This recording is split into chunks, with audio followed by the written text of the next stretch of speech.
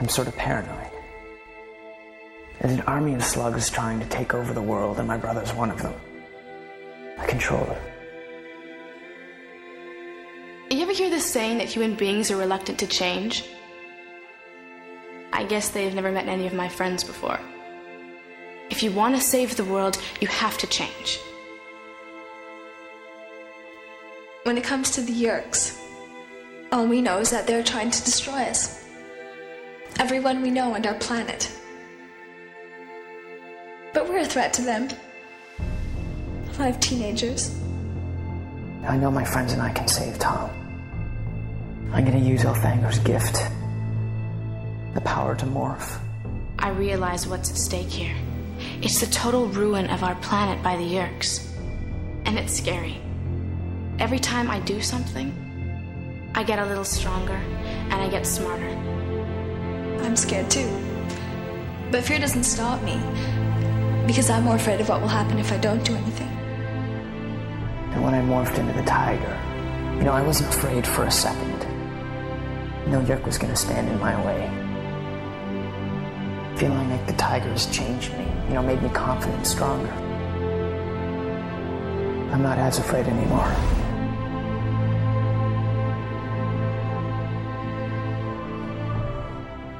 Welcome to Thoughtspeak, a podcast dedicated to the weekly discussion of K. Applegate's 1996 book series, Animorphs. My name is Coleman. And my name is Mitchell. So, Coleman, we are reading a very interesting book tonight, The Forgotten. Well, technically we're not reading anything. We read it like a week ago. Well, it's kind of like we're reading it to our listeners. All of whom have already read it. In fact, I don't even know what our discussion of each plot point is really for. We're putting it all in a new light, We're just kind of... We're here to guide you through the story and tell you what it's all about. I would like to think that going through the plot points breeds discussion. Yeah, usually. It seems like we always have something stupid to say about roach morphs or... whatever local alien species is introduced. Oh, Rachel's being willful again. Let's discuss that. So you said something before the show. You had something you wanted to bring up that's super secret and you couldn't tell me about because you wanted the impact to be on the show live. Oh, yeah, absolutely. I would love to have your live reaction for this dazzling revelation. You're building it up. Drop on you. You're putting some hype behind it, so it better be able to... Well, it's been quite a few years in the making, so I'm pretty excited about it. And I will let you know right now. I just purchased the last 2 Animorphs books that I needed to fill out my collection. Right now, you edit in applause. Remember that when you're editing. No, I'm just gonna leave that what you just said. Yeah, you're a son of a bitch. I figure the books I still need, which is 3. I only need 3 more. I figure they're so random it's like 38, 42, and something else, that I'll buy them off Amazon when we get close. Yeah, that was going to be my strategy, but the last 2 books I needed was number 49 and number 53. And those 2 are so much more expensive than all the other books. I could not find copies of either of them for less than $10. I think I paid $10 for one of them and $12 for another one. But all the other Animorphs books I've ever found have been super cheap, like $2.50, maybe $1.50 at Goodwill. Mm-hmm. And I just could not for the life of me imagine why these 2 particular books had such a high markup. I mean, I know they're towards the end of the series, so there's probably less prints of them available or something like that, but I was not expecting to pay that much. Now, have you bought any of the remade books, the newer ones? The remakes? No. Those are harder to find, though. It seems like, even though they, went to all this trouble of reprinting and trying to reboot the series almost, they're the hardest books to find. No, really. I guarantee they're in your normal bookstore. But when I started buying them, because, I'm a good Animorphs fan, and I wanted to put more money in K. Applegate's pocket, and show that the series still has legs if they would support it. It's in a weird place in the bookstore. Like I found a couple at Barnes & Noble, found a couple at a Books A Million. You know what's weird? I went to a Barnes & Noble looking for Animorphs books to round up my collection, and I couldn't find any at all. That's what I'm saying. They're probably there. It's just I've never seen more disorganization than in the children's section of a bookstore. Like, the process that they put these things up, it's not like the Dewey Decimal System or something. It's something crazy. I don't know, but I found that you have to find the Goosebumps books first, and then you go 3 shelves to the left, and they're usually at the bottom. And it doesn't seem like it's like alphabetized by Applegate or anything. It's some weird system that they don't tell. Yeah, I have only been able to find them, I think, in like the children's chapter books section. Yeah, which is like really, really splitting hairs there. Yeah, it's similar to the other books, the other novelizations and stuff, but it's its own little section, and it's usually like hidden. So I don't know. Well, and that is exactly why the reboot of this should have maybe shot for that young adult shelf, which is getting so much attention these days. Yeah, they could have if they would have, like we've talked about in the past, put like the first 5 books into one tome, because that's what kids want nowadays. They want to pick up a 1,000-page book and feel like they're accomplishing something. I don't know. It seems like the strategy for at least some of these Animorphs is quantity over quality.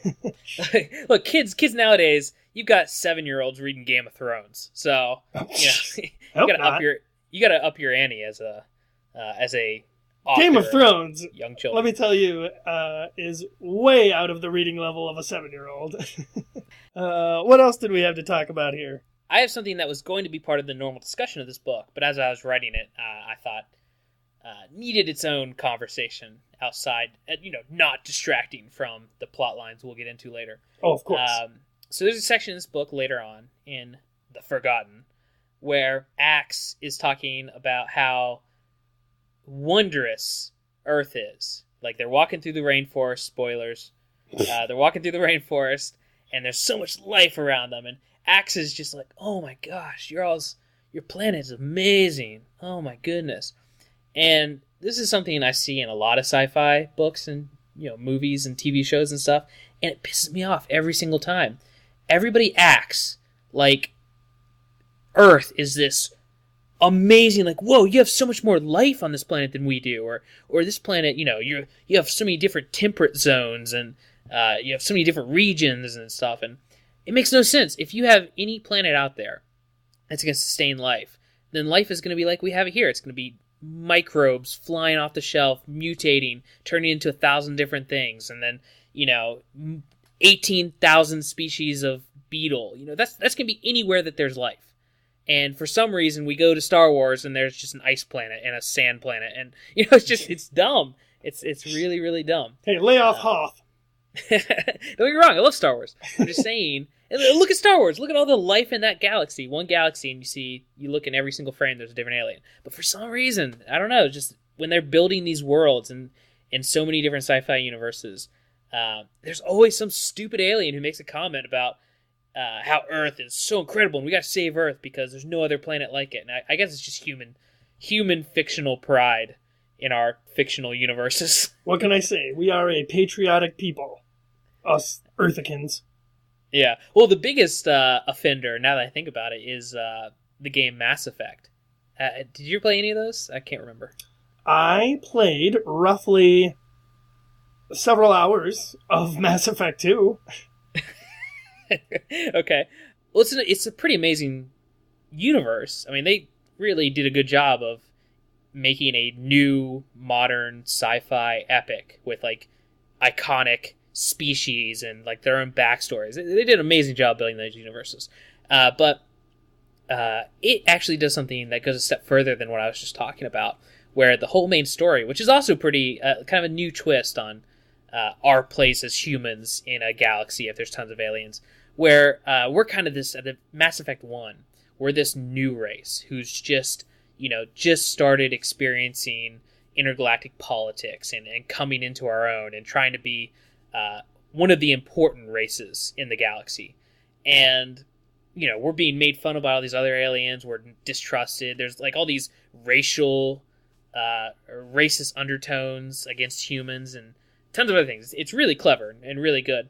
But as you go through the Mass Effects, even though the other ones are great stories as well, it goes so far into humans being right about something and climbing the political ladder. And by the end of Mass Effect 3, we've saved the galaxy and we've united all the other aliens who've been bickering for centuries with each other, but we've united them under the human banner, and we've basically taken an American flag. Yeah, basically. And especially if you play Renegade, which is there's two different ways to play. There's Renegade and oh gosh, I forgot the good side, but it's basically picking good or bad how you play the game. And if you play Renegade, you actually are playing to have human dominance over the other alien species. So you get rid of like the universal UN. You get rid of all the seats. You have them killed, and humans take the place of most of the seats of power. And it gets pretty crazy. Sweet. But anyway, it's just something. Man, there's so many movies and TV shows that are so humanistic. I'd like to see some diversity in these fictional universes that are being created around us. Yeah, I'd like to create some. If you know what I mean. Rights. Equal rights for aliens. That's what I want to see. The last thing that I feel like we should mention is that we've been neglecting our good buddy Seropedia over here. Yeah. And there is a lot of useful trivia information towards the bottom of each page entry or book entry. What has Seropedia ever done for us? Well, it's not. Ask not what Seropedia can do for you, but ask what podcast you can put Seropedia on. I'm just saying, the one time that we tried to use Seropedia is, we tried to get lazy and use Seropedia's summary instead of writing our own, and it has some glaring omissions. Yeah, well, yeah, they just... It's not as... but some of them are, like, super specific, which is weird. It's because the fans write them, I think. Well, if the fans write them, and they're rewritable, we're writing these notes for every single episode. Oh, we should go in and become editors. You want to suggest that we rewrite Seropedia? Why not? Who better than us? Leaders in the industry. No, my notes are super broad, and I don't think they'd be useful to anyone but myself. Yeah, no, I love the first line of your notes for this episode. Jake Book. See, that's the kind of insight that Seropedia is really missing. Well, I can't always look at the cover and instantly recall. Was this Jaguar Book? Okay, yeah. When did he become an Animorph? I did want to point out one thing, though, looking at the Seropedia entry for this. In the contributions to the series story arc section, it lists the Sario Rip and time travel are first introduced in the series. Yes, this makes sense in the case of the Sario Rip, but do we not consider The Stranger their first time travel book? No. I believe it should be. No, I don't believe that's time travel. I think that's, as I said in the episode, I don't think it's an alternate timeline so much as the Alimist manipulating them and showing them what he wants them to see. But they made such a point of saying that that's the future. I mean, like... The Alimist made such a point of telling them it was the future. So you're implying that instead of actually time traveling with them, he just rendered them all unconscious. He drugged them all, put them to sleep, and put these images in their heads. He's the Alimist. He doesn't have to do any of that. He can put the entire memory of them doing that and seeing those things just into their heads. Even if it's not real time travel, the fact remains that they still traveled to the future, and it was very real to them. As far as I'm concerned, they watched a movie. They watched a very elaborate laser light show. Pretty much. Some of it. You could argue that was time travel. I just think with the strings the Alimist is pulling, you want them to see a certain thing. Why take the trouble of, altering time and space when you have all the power to just put images in their heads? Okay, let's not be too hard on Seropedia. I mean... No, it's a good resource. Maybe it just meant that the time travel via Sario Rip is first introduced into the series. That's what I'm saying. You're the one bashing Seropedia. You know what? I am going to to start editing it, and I'm going to start with this right here. I'm going to change this. As it just so happens, the trivia for this book is surprisingly lame. So we're not even going to bother with it. But we had toyed around with the idea of perhaps doing a different sort of podcast episode and maybe rehash the first couple of books that we've already read, the first 10 or 11 books that we read, and do the trivia for those and just random chit-chat. Well, basically what we're really discussing is adding a new segment to the show each week where we go to Seropedia or maybe various other places around the internet and find trivia for each individual book. So we would have a new section where we do that and we talk about the trivia of the book and kind of like an IMDb trivia section or something where we discuss that and bring up cool little notes about how something was written or something. Using Seropedia! But obviously, if we add that segment in now, we have 10 episodes where we didn't do that. So, to make up for that, we would go back, find all the trivia for the first 10 books, and do like an After Dark episode, like you were talking about. Now, I'm unfamiliar with this term you use, After Dark. Well, it's a podcasting term, I think, in the sense that I've seen tons of podcasts. Really? Because I've only heard you use it. Basically, it's a great way to say that I don't have to edit the episode. It would just be a raw discussion off topic. So we're not reviewing, we're not putting in these sections, all this stuff. It would just be straight up, you and I discussing trivia of the show. And we would just release it. It'd be a quick little thing we could release, and maybe we could do one every once in a while on different topics. That show your hosts of Thoughtspeak in a new light, a raw and probably unforgiving light. Yeah, we're regular kings of comedy here. Yeah, so I don't know. I've just a lot of the podcasts I listen to, every once in a while they'll put one out, and yeah, for some reason everybody calls it After. I think it's After Dark because it's like an uncensored episode. Yeah, is that the one we're going to call Private Thoughtspeak? We toyed around with that. That's a good name for it. I enjoy that. Speaking of new sections, have you seen The Sharing? Yeah, I saw it on the website. It's at the bottom of the previous episode. Speaking of The Sharing, that really only works, if our listeners continue to send us pictures of stuff. Now, granted, I lobbied for us having a new section on our website called The Sharing, where we could post people's collections, random artwork, things that we find around the internet that are Animorphs related. So I don't know which the fans would like more. Probably my idea. But, well, your idea is just an evolution. It's an evolution of The Sharing, brother, and it's happening. We should be evolving The Sharing and growing its base. Yeah. No harm can come from that. One might say it's our mission on this planet. So email us lots and lots of pictures of completely random things. And maybe we'll throw them on this new section that you don't know about yet. Draw a picture of Coleman. As an Andalite. He's got a picture. Check the Meet the Host Bodies section on our website if you ever go there. Yeah, it's a great new section that had horrible things written about me until I found it and re-edited mine. I'm assuming that no one saw that. I'm assuming we're talking to the ether here. No one's listening. Perhaps we should start talking about the book. You want to talk about the book? I think we should. Let's talk about the book.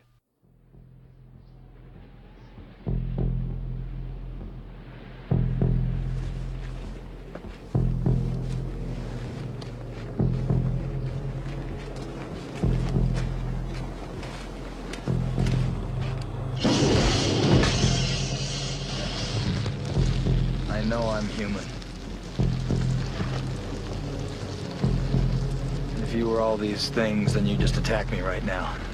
So some of you are still human. This thing doesn't want to show itself. It wants to hide inside an imitation. It'll fight if it has to.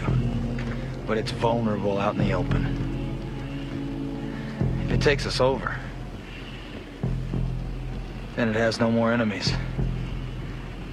Nobody left to kill it. And then it's won.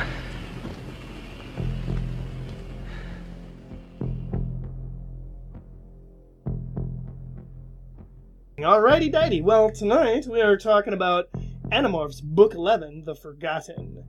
It's beautiful. The front has a lovely red and blue color scheme, which I actually really like. I think it's probably my favorite color scheme. Yeah, it's like a burnt orange, awesome looking. And the logo's even golden with just white letters. That's nice. It's a good looking book, Scholastic. Nothing is what it seems. 4 ellipses. I know you love your ellipses. Grammar is not what it seems. Anyway, skipping to the back of the book, which I shall read now, there's been an accident. Someone crash-landed a Yeerk bug fighter, and the Yeerks have been trying to cover it up quickly, but not before Tobias spots it. So the Animorphs and Axe decide to steal the ship to show the world that Earth has been invaded. That's when things go terribly wrong. Before they know it, Jake, the other Animorphs, and Axe find themselves in another place, another time, and there's no way home. Ooh. Also, it just kills me. It kills me. The Animorphs and Axe. Like he's a third wheel here. They've already established that he's an Animorph now. I don't know why. Yeah, I don't know why they do so much to separate his character, too. It's like they never really let him officially join the group. Like, just the original, the OG human kids are the Animorphs. No, I don't think we can think that way. I think we need to be under the umbrella of thinking that the people who drew the cover books, or photoshopped them, or however they did it back in the 90s, whoever were in control of those and the back, summaries, I think they had a running bet going on. How long can we write and draw these things without ever having read anything Animorphs related? How long can we get away with it? It could very well be. If so, they were winning. It was a long time. They got to book 52 and Applegate was like, hey, you guys even read these things? They're like, she got us. They're like, whoa, there's aliens in these? What this book series even about? Seems kind of cool. Exactly. Well, let's see. We've got Jake transforming into a jaguar on the front, so I guess that means this is a Jake book. One thing that we can point out, which is of interest, is that the chapters now start out with time. The time stamps, time dates, numbers. That was something I really liked.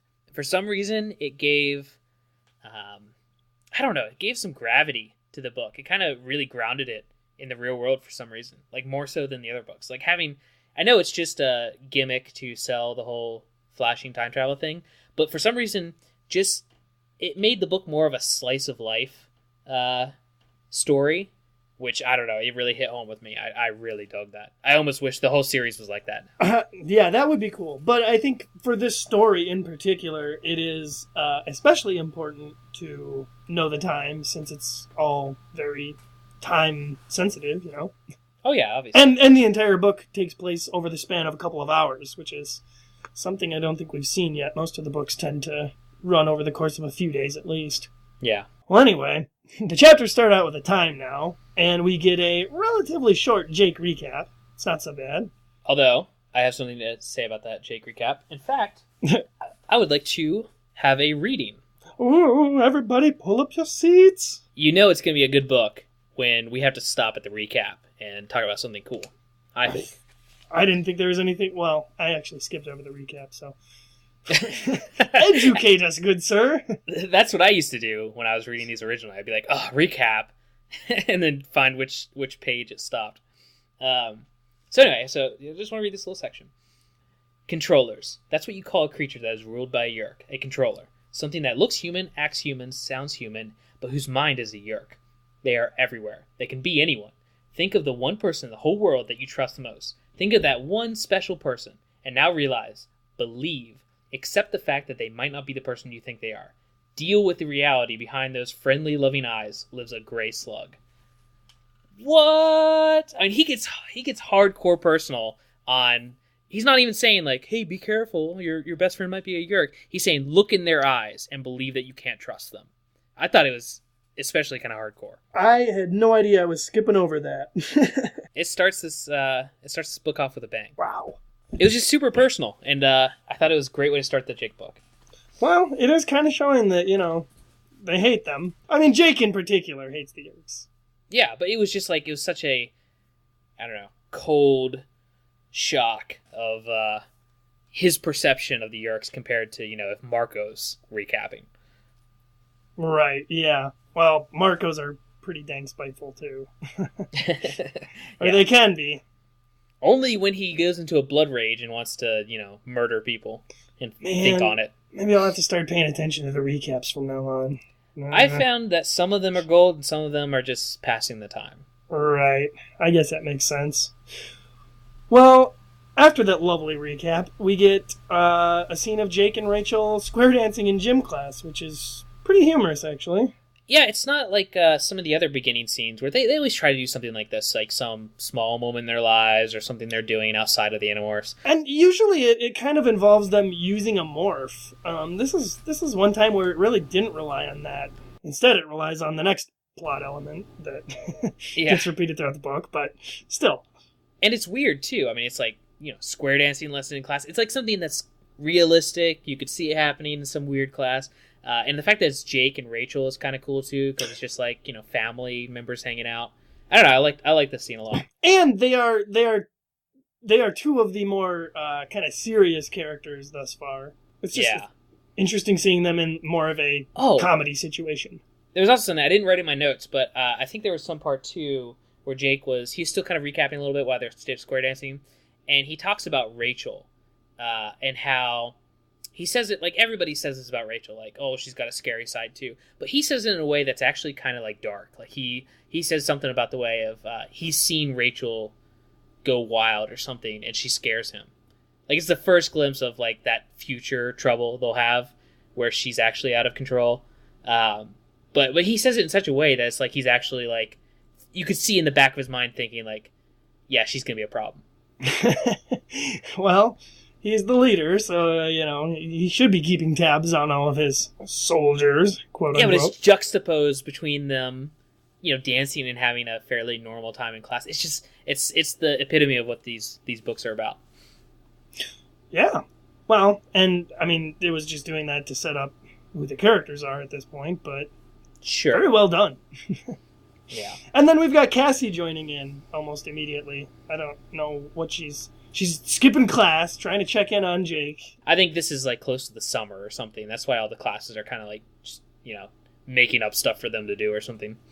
Yeah, I don't know. It could be. Or it could be the fact that she's in study hall and heard her BF, or wannabe BF, is dancing. Or she's just a suck up, so like the teacher let her do whatever she wants. I could see that. People were like that in high school. Well, anyway, Jake and Cassie they end up dancing, and this was almost a kind of a cool moment because it's so silly, and then as soon as Jake and Cassie are in close, she mentions to him that, Tobias has something big to tell them after school, and it just feels like a really, almost like a spy moment or something, It just kind of takes away from all the silliness. Oh, yeah, because even though she's there and she's laughing, she's making fun of them and stuff, once she gets in their clothes, you can see that the entire reason she came over was to warn them about something. Yeah, exactly. Which is usually how these beginning chapters go. If they're not, morphing elephants and throwing people, they're telling them Tobias or Axe or Eric has a mission for him to run. Yeah, well, our little Cassie's growing up. I mean, she's lying and deceiving with the best of them, walking into this classroom. Right. Well, she's gonna need that skill. She can't always rely on Flymorph for all of her stealth. Random occurrences and luck. And then just the last thing to happen in this chapter is Jake experiences what I will dub a time flash. Sounds like a CBS show. Time flash. This is the main feature of this book. This is what it's all about. These flashes. We don't know they're time flashes yet. We're just like, well, no. He's dancing one moment, chatting with Cassie, and then the next moment he is, I believe he's swinging through the jungle. And yeah, that's kind of a weird thing to experience when you're in the middle of square dancing. Yeah, and he makes a point that it's definitely not daydreaming. It was, for a second, he felt and saw and really knew he was in a different place. It was real. Yeah. Is the thing. And he doesn't mention to anyone at this point that he's having these time flashes. Well, he just has one right now, so.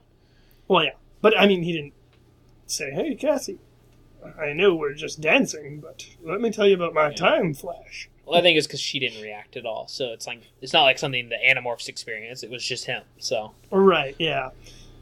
And then we get an after-school moment between Jake and Marco, who are on their way to meet up with Tobias. And I remember it being kind of a nice chapter. Whenever they're just going somewhere, like chatting, it's always enjoyable.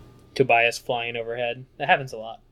Right, yeah. Well, Tobias has got nothing to do, so of course he's always nearby. Tobias, once they get to a safe area, Tobias, tells them what the big deal was and the whole fact that he did he witness? He just simply tells them we need to get down to Safeway, which is a grocery store, because they're having a sale on high-ranking controllers. And everyone's like, what? What does that mean? Yeah. And this is, when he takes them there and shows them that something clearly crashed through the parking lot and into this Safeway grocery store. And the Yeerks are desperately trying to cover it up. So, at this point, they really have no idea what's there. It's just, they assume, it's another Yeerk cover-up. Yeah. If the Yeerks are interested, we need to be interested. Exactamundo. And this is when they discover that their Vice Principal Chapman is, of course, there with a bunch of controllers, and everyone's kind of freaking out here, asking Jake what they should do next, and he has another time flash. And this is where we see Jake kind of start, he's almost kind of breaking down as a leader, because he's so unsure of what these time flashes are, that he's finding it more and more difficult to make all these decisions for the group, and everybody's really relying on him more. Yeah, this whole book, I mean, it's, if you see the books that we just came off of, Jake was very leadery in those ones and doing a good job. So the group has really become reliant on his decisions. And maybe this has been happening on for a while, but this is the first chance we've gotten to see into Jake's mind for a few books, and we see that he's just not handling it well. He's made some bad decisions, and especially in this book, he starts making bad decision after bad decision after bad decision. And it did, of course, make him question everything. And the fact that he never took on this role completely, he never asked for it, obviously, as he goes on and on about. But now it's like, it's them becoming more of a formal military group. They're becoming a group that's not so joking about what they're doing and haphazardly running in and hoping for the best. Now they're planning more, they're becoming more intricate, and they need someone to actually step up and formally say, I'm telling you what to do, and if we don't do it as I say, we're all going to die. And he doesn't want to step into that yet. No, yeah, this is very much the story of how Jake got his groove. Jake got his became groove a back. leader. Yeah. Or at least how he utterly screws it all up. Or how he learned to stop fearing the Yeerks and love the Sario Rip. Yeah, so they're really putting the pressure on Jake right now to be an effective leader and guide them and tell them what to do. And what with these time flashes happening, he's starting to have some doubts about himself. Regardless, he decides that they should come back later on tonight to investigate. And so that is the plan. And yeah, like you said, they actually start discussing what morphs they should use as they're walking to meet Axe.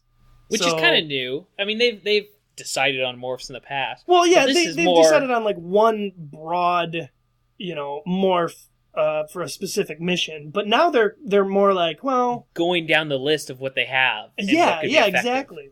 They're just being more strategic and more thought out with it. And yeah, part of it's probably having a slightly larger repertoire to choose from, but I think it shows a lot of growth for the entire team when they're like, oh no, we should use this morph because of this and blah blah blah blah. I'd love to see later in the series, when they have a ton of morphs, they do something similar to this. And Marco, being just super clever and hilarious, like convinces them to use something ridiculous. Like they're like, okay, we're going to break into this bank and we got to find what the Yeerks are keeping in the safe. And Marco's like, orca whale.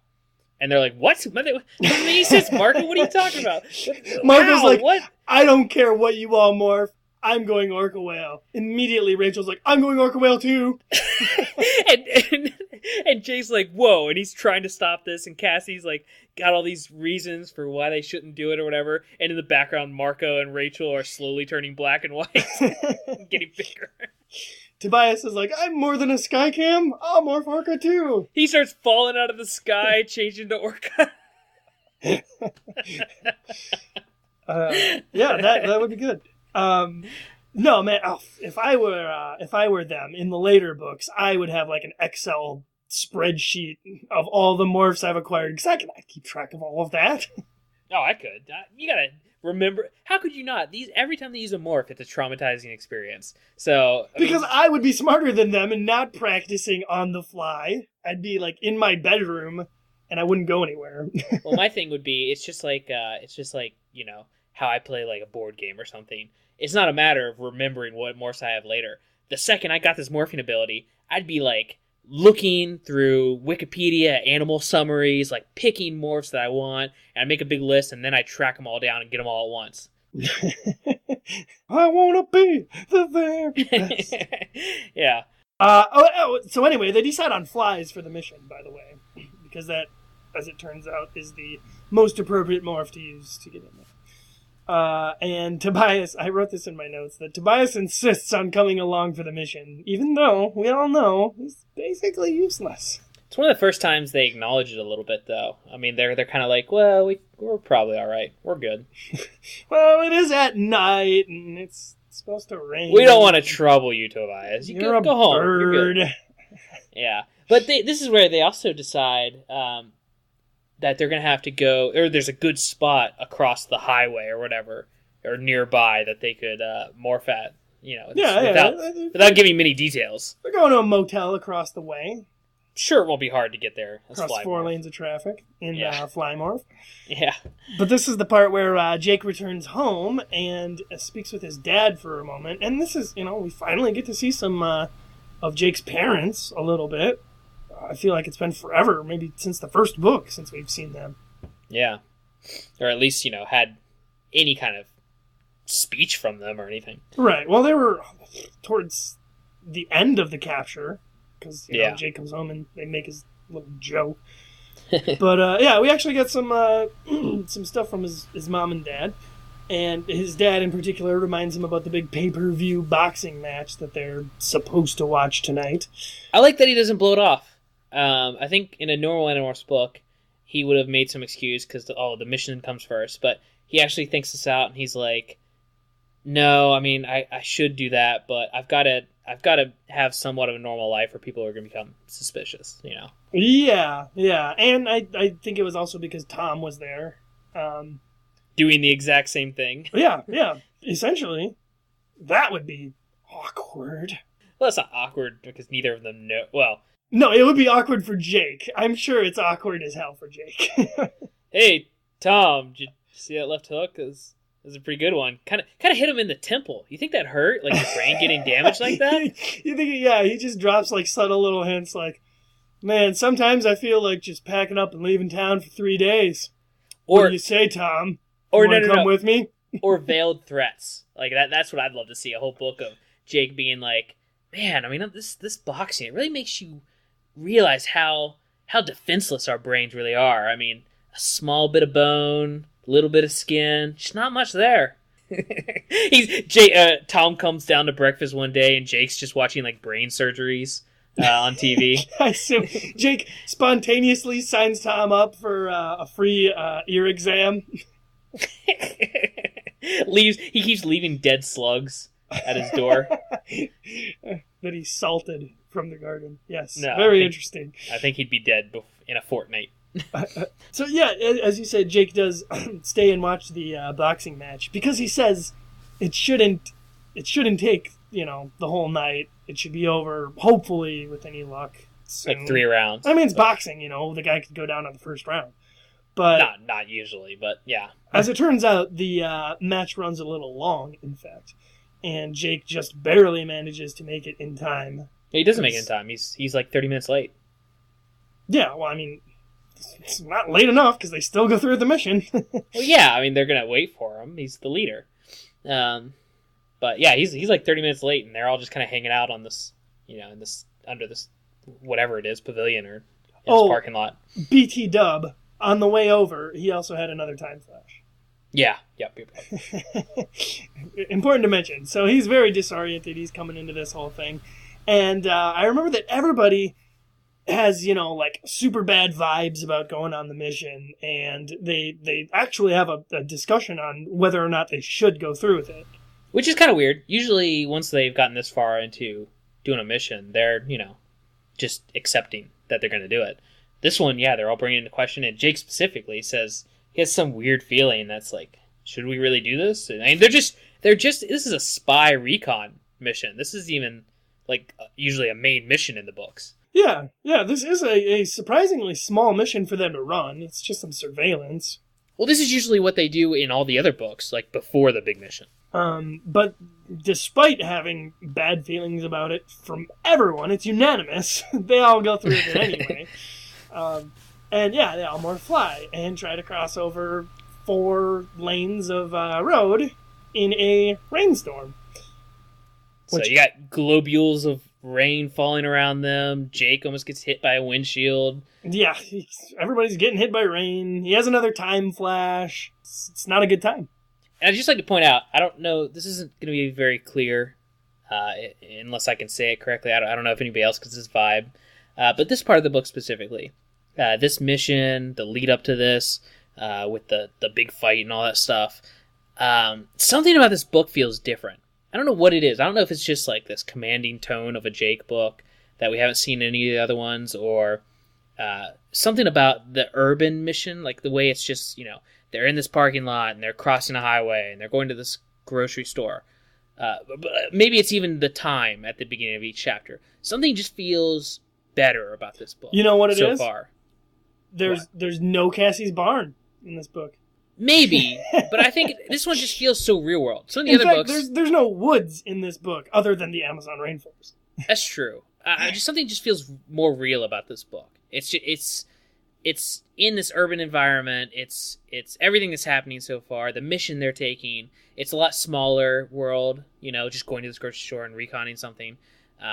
But so far, I'm just really digging the tone of this book. It's really working on me for some reason. I can't explain it.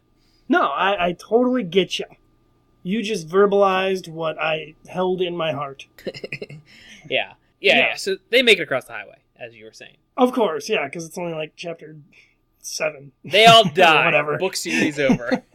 They make it over to the Safeway, and this is when Cassie overhears Chapman mention a new bug fighter prototype is what crashed there. And yeah, it's a very scary recon mission, since Cassie has decided to, for no reason, land on Chapman's head. Well, she's done it before. It's familiar territory. Right. She's got like a little condo there. She knows the people, the and neighbors. it's also worth mentioning, I guess, that at this point, everyone else is like, oh, we can't really understand what people are saying in Flymorph. But Cassie has spent enough time in Flymorph now that she is adept at, hearing human speech. That's gotta say something. It's a nice touch, the fact that they have different abilities from each other, just the sense that from their experience, it's kind of cool. Or it's just a really convenient writing method. It's convenient, but it's also based in what they've told us before, which is the best writing. I suppose that's true. Well, anyway, the team hears that this bug fighter is going to be moved in 3 hours' time. So they need to start thinking about, if they're going to do anything, what they're going to do. Again, it's just another decision piled on Jake. Yeah, and he foolishly decides to play the Marco card and try to make a joke of the situation. But unlike Marco, they all take him dead serious. Yeah. If Marco had said it, they would have looked to Jake, or at least asked to see if it would even fly. Rachel would have turned to Marco and like punched him in the gut. Shut up. That'd have been awesome. Yeah, Jake very jokingly suggests that they steal this bug fighter and fly it to Washington, D.C. to meet the president.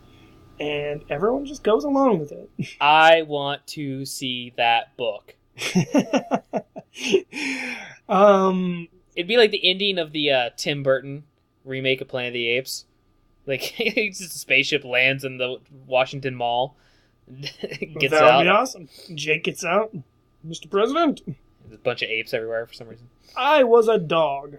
So, Jake basically puts, he's making all these bad decisions, he's questioning himself, and he decides to make another one where he uses Tobias as a distraction, because they're thinking that, at this point, any collection of Yeerks are going to be on point to look for any animals acting weird or anything for Animorphs. So he uses that by putting Tobias into danger to get them inside the bug ship. Yeah.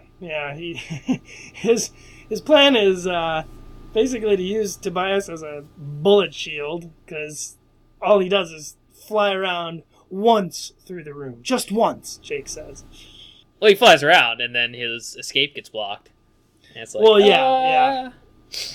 So he's trapped in there, and they're shooting at him, and I don't know why they didn't just plot for him to fly into the bug fighter as well, unless that would, give away their location, I guess. Yeah, they were trying to keep a secret that they'd be in there. And plus, at this point, Tobias is like a third wheel. It's like, then we gotta put up with a bird inside. He's gonna be crapping all over the control console. We have to find something to feed him with and get a little perch. Well, once everybody is inside the new bug fighter with Tobias, they close the hatch and everybody demorphs, and it's quite cramped in there. I think they mentioned. Yeah, and you got the controllers banging on the door outside trying to get in, which is kind of stupid, but let us in. It gives tension to the moment of them being like, "Come on, X, get this thing going." Yeah, X just manages to start the ship in time before the controllers do something. I don't know. Yeah, and we go into a great scene where this is actually in the back of the book of the last book, The Secret. This is the section that's on next week's Animorphs. Check out this scene. And it's Jake and Marco fighting over weapons controls. And Marco making Star Trek references? Oh, tons of Star Trek references. Great. And the whole time. And then we have a Harry Potter, moment where they're like, hey, we're flying, but the cloak isn't working. Oh, no. People can see us. People in West London are going to see our flying Angelica. Or Angelina. Or I can't remember the name of that British car. Anyway. Oh, yeah. And immediately they are spotted by some F-16 fighter pilot jets. Well, they got caught on radar, and then F-16s were...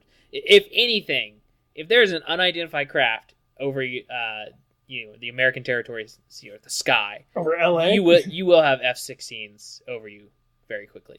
Well, not anymore, like F-22 Raptors now, but still. You're going to have some badass jet on you. This is even pre-9/11, and they still... we're still policing there pretty heavily. Well, they managed to ditch these guys pretty quick, obviously, since they're in a spaceship. However, X, I don't know what he does here, but he loses control, or he says the controls are difficult to work, and the ship just blasts straight into space, which is a pretty advanced spaceship to be able to take off from the atmosphere into space. Did you mention they fly into space and run directly into the Blade ship? Yeah, this is the one moment that's just like, Visitor 3 again. Here it is! Here he is. Visitor 3 rears his ugly head again. Granted, there's not much in space. I'm sure the Yeerks are on top of things, especially over the area where most of their operations are going on. So maybe the Blade ship does kind of hang out there. Yeah, I mean, that's possible. Just X losing control of the, controls and blasting so far out of... No, I like that because that's Axe's character. I can handle this. This is, it's Yeerk technology, which of course is not as good as Andalite technology. I should be able to handle it fine. Whoa!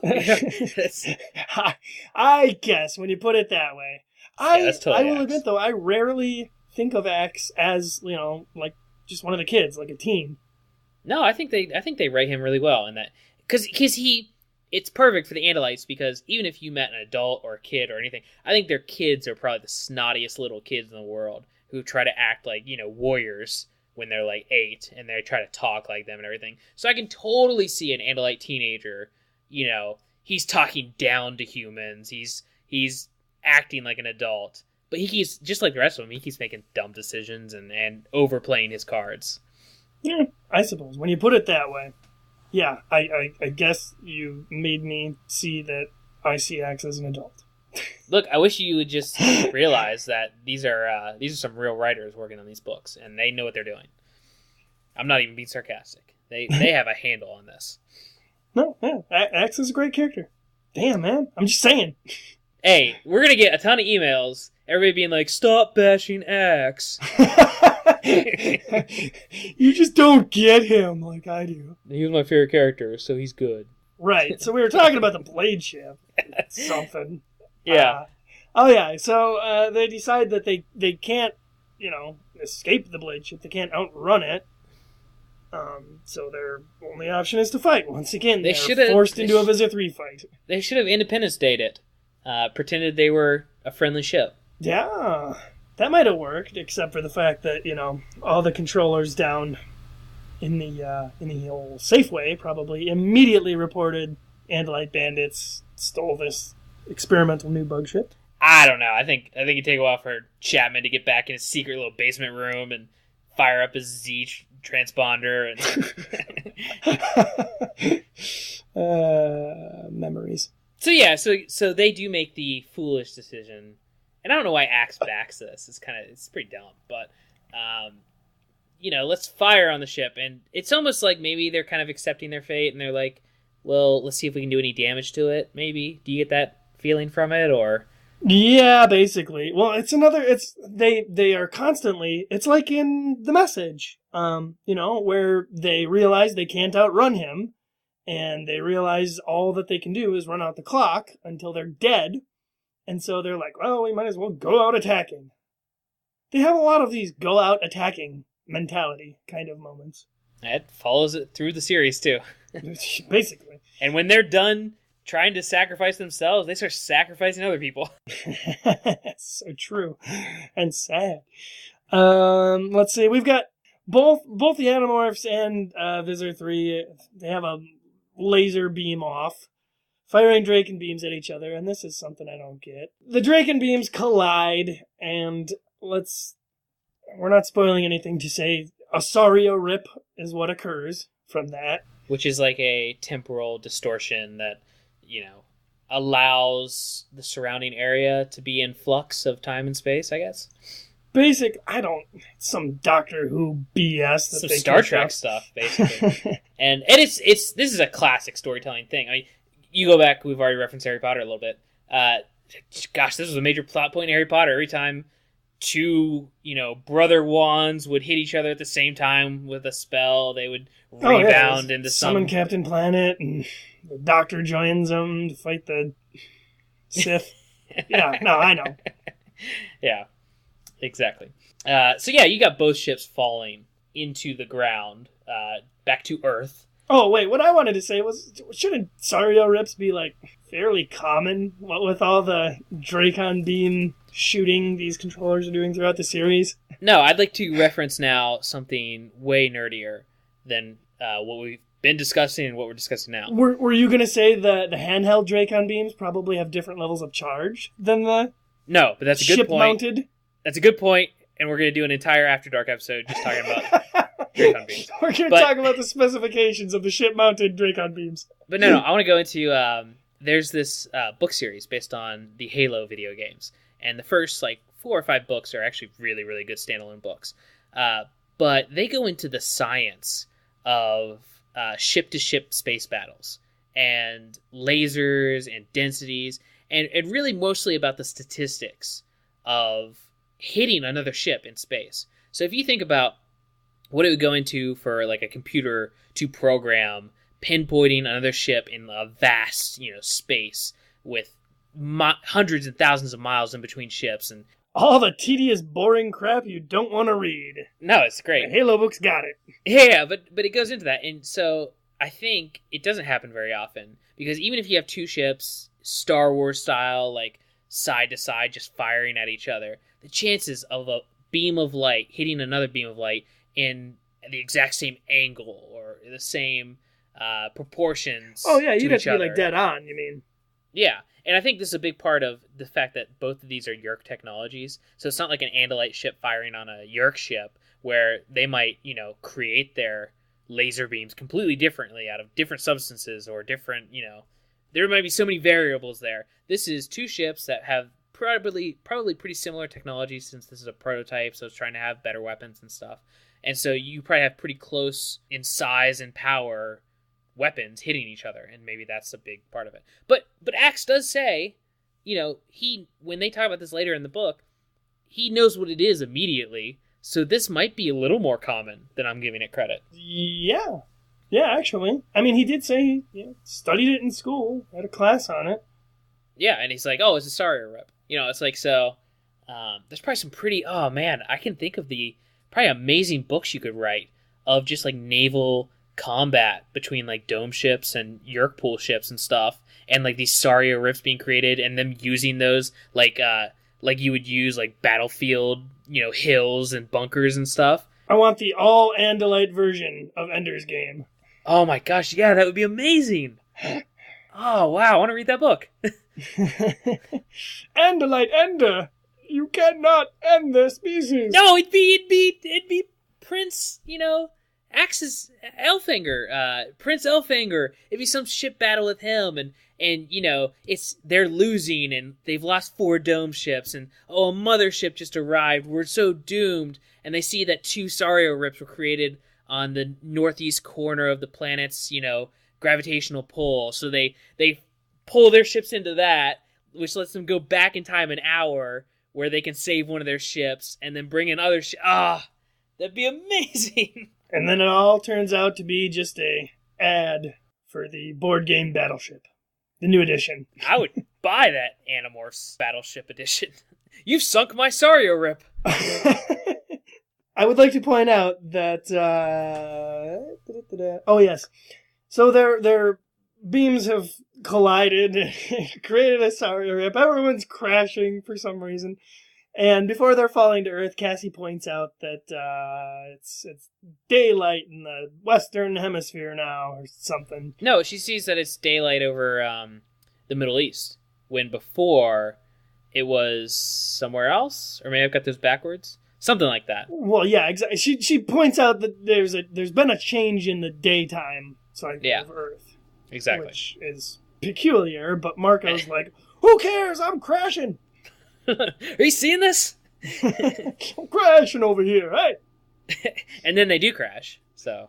Well, and Jake has another time flash. But this time, interestingly enough, it's not forward to the events that are yet to come. It is backward to the square dancing. Yeah. And then they crash into Earth. And they all die. It was a dark series finale. The next chapter starts out time unknown. I like that.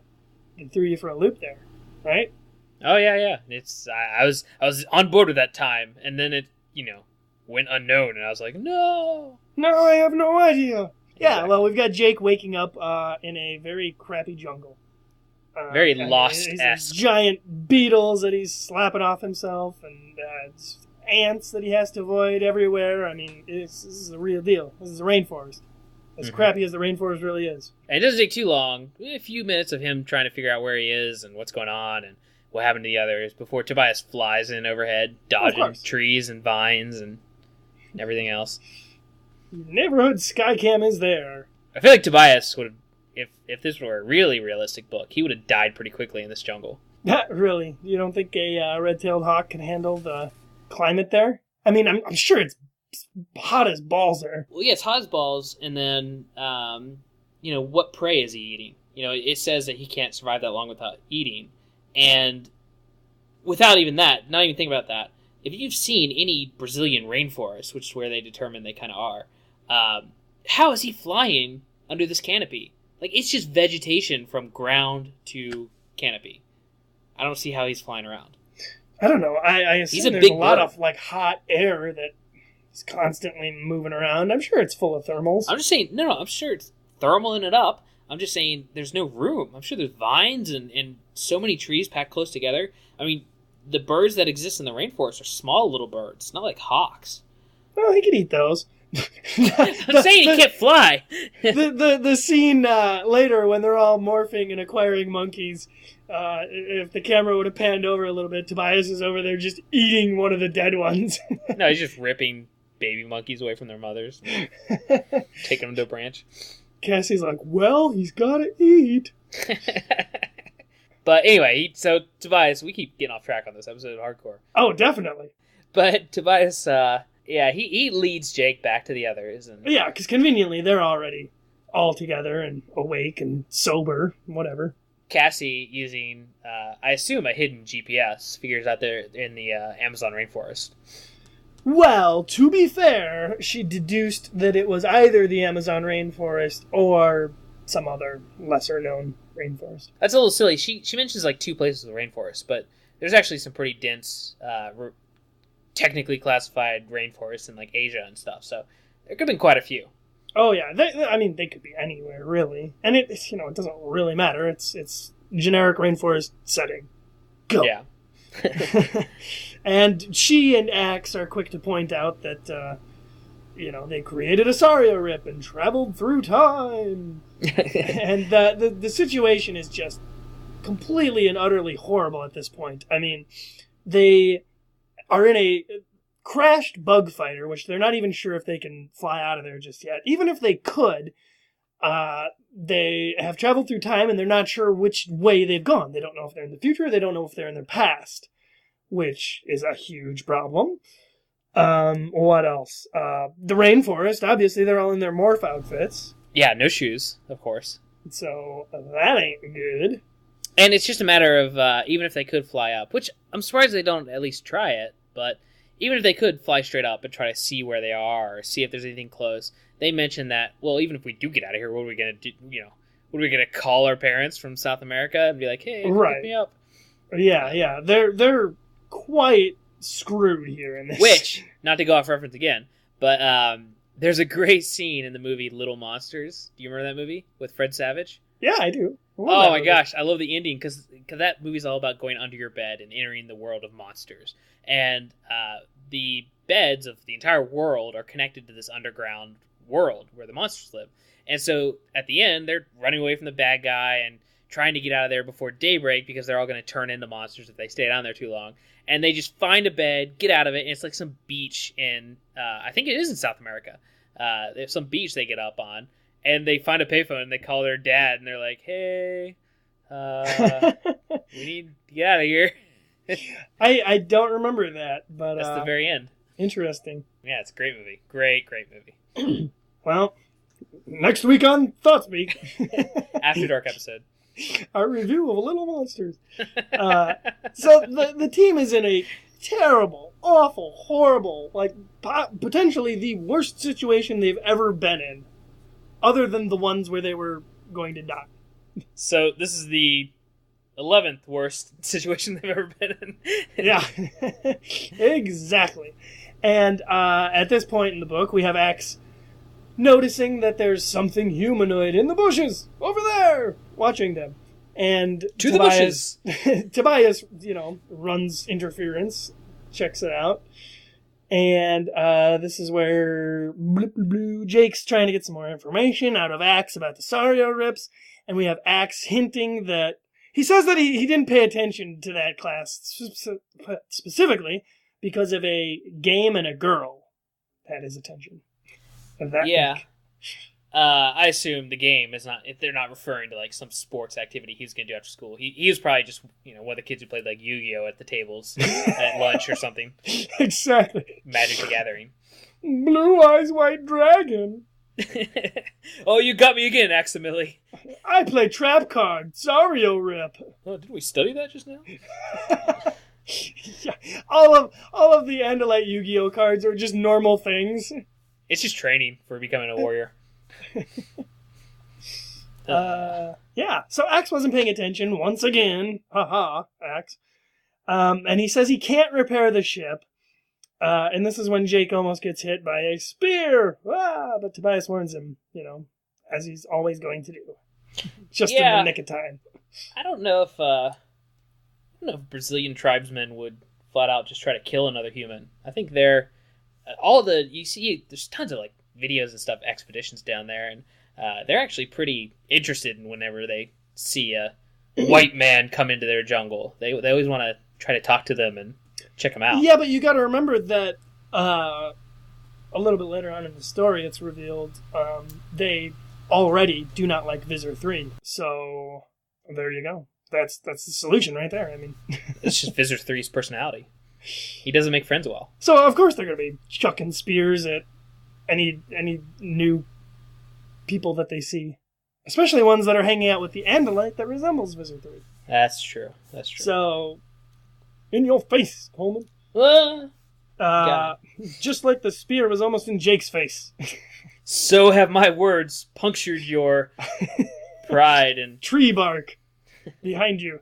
What's that analogy for? Yeah, and then immediately these spear chucking kids take off because there's like 20 to 30 Hork-Bajir tearing through the forest looking for Andalite bandits.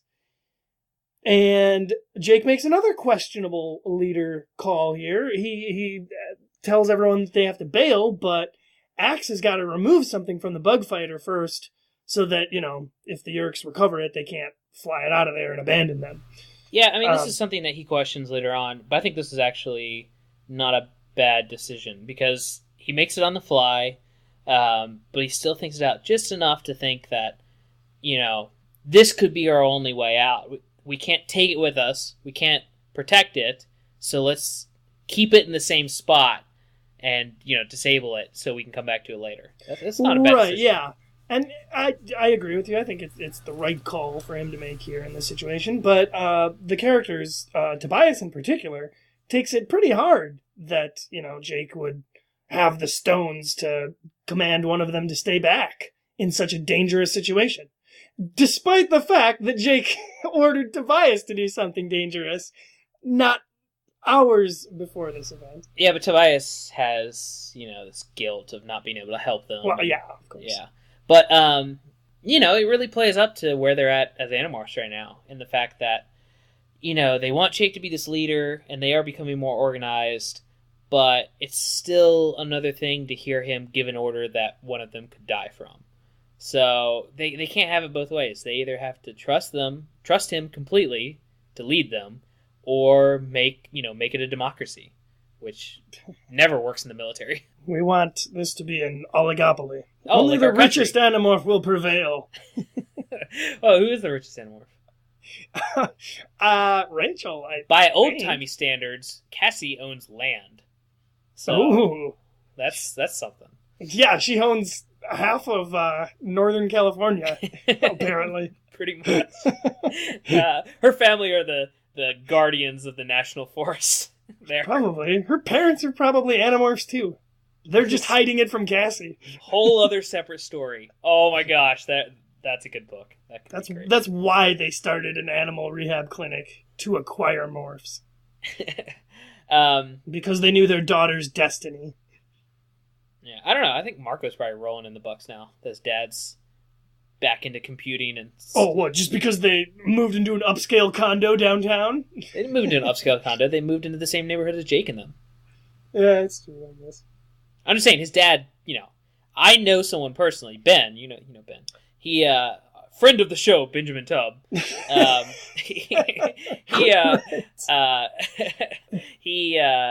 dad is in microchips, and he actually designed some of the first Canadian, I think, not Canadian. His dad's British. I don't know. He's into computing and microchips and some military hardware. At least he was before he retired. And I think he got, no pun intended, quite a bang for his buck. Well, Rachel's mom is a lawyer, you gotta remember. And her dad's even a big shot TV anchor. So oh, yeah, now he is. They make decent money. Oh, but Tobias is oh, no. Tobias has clearly got it the best amongst them. You are right with the "we are getting sidetracked" thing. Who's the richest Animorph? Our new segment coming before every episode. It's a new segment in our After Dark episodes. We've got the Animorphs running through the forest and leaving Axe behind. Tobias, of course, has to warn everyone that Axe is, got all these controllers on his tail. You happy now, Jake? Yeah, they question him. Yeah, he gets pretty spiteful here with Jake for making such a dangerous call. And Jake and then, of course, himself. Jake, yeah, on the fly, has to come up with another decision, which is for him and Rachel to go in to help Axe. And Marco, was it Marco or Cassie? One of them says, "Why do we have to stay Marco. out?" Yeah, Marco. And Jake says, "Because we need backup." Yeah. And Rachel, it's a weird decision of her to go Grizzly. I mean, I know it's her battle morph, but it seems like that would be really inconvenient. Well, think about it. She's not going to fit the elephant in the Amazon in such tight spaces. She could go on Wolf, like Cassie and Marco. No, she wants sheer power. And like I told you, I think she uses the Grizzly battle morph for I don't know, consistently throughout the series. Should have gone Dolphin. Right. Well, yeah, Rachel even makes a decision of her own here to go in without Jake, or to go in before. He specifically tells her, "Wait for me to finish morphing," and she's like, "No, catch up." I wouldn't call it a decision as much as a blind rage An fueled by a psychopathic psyche. Well, and I guess that is the first bit of this new side of Rachel that's going to be continuously developing throughout the series. The best side. What do we got after that? They go in to help. I wrote Tiger and Grizzly fight some Hork-Bajir. They do. It's actually a pretty good battle scene. They're dodging trees and trying to, get into them without, putting themselves in danger because there's so many Hork-Bajir. It's a nice little action scene. It's actually very clever because it ends with Jake getting bit by a snake that just slithers away. And suddenly it's not like, oh no, I have to worry about these aliens attacking me. It's like, oh man, the Amazon sucks. Yeah. And really cool, something that starts happening throughout this book, which I thought was really interesting, is they start going into more rules for morphing. Like what it can do, its effects. Yes, exactly. Because here Jake points out, will I be able to demorph before this poison kills me? And not only that, is the poison going to stick with my body? Like, will I be poisoned if I demorph? Which I think maybe the process dilutes the poison. Maybe that's what saves him.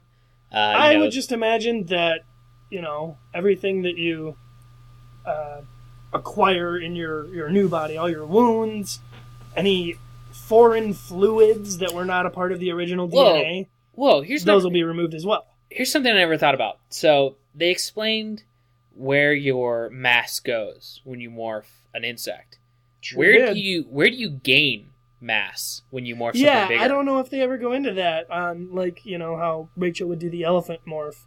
Where is the extra mass coming from? Well, right here with Jake. I mean, this could explain why the poison goes away because it's a 210 or a 300-pound tiger. This is a big animal. So when he gains that mass, obviously he loses it when he morphs back to human. So and obviously this tiger had a different blood type than him. It had different organs. So maybe with that being expelled and him getting his stuff back from Z space, or I don't know how it works, but it saved him. Yeah, it's a complicated process, and it's not really elaborated on. At least not yet. Anyway, he lives. I think we can safely say that. Barely. Yeah, right.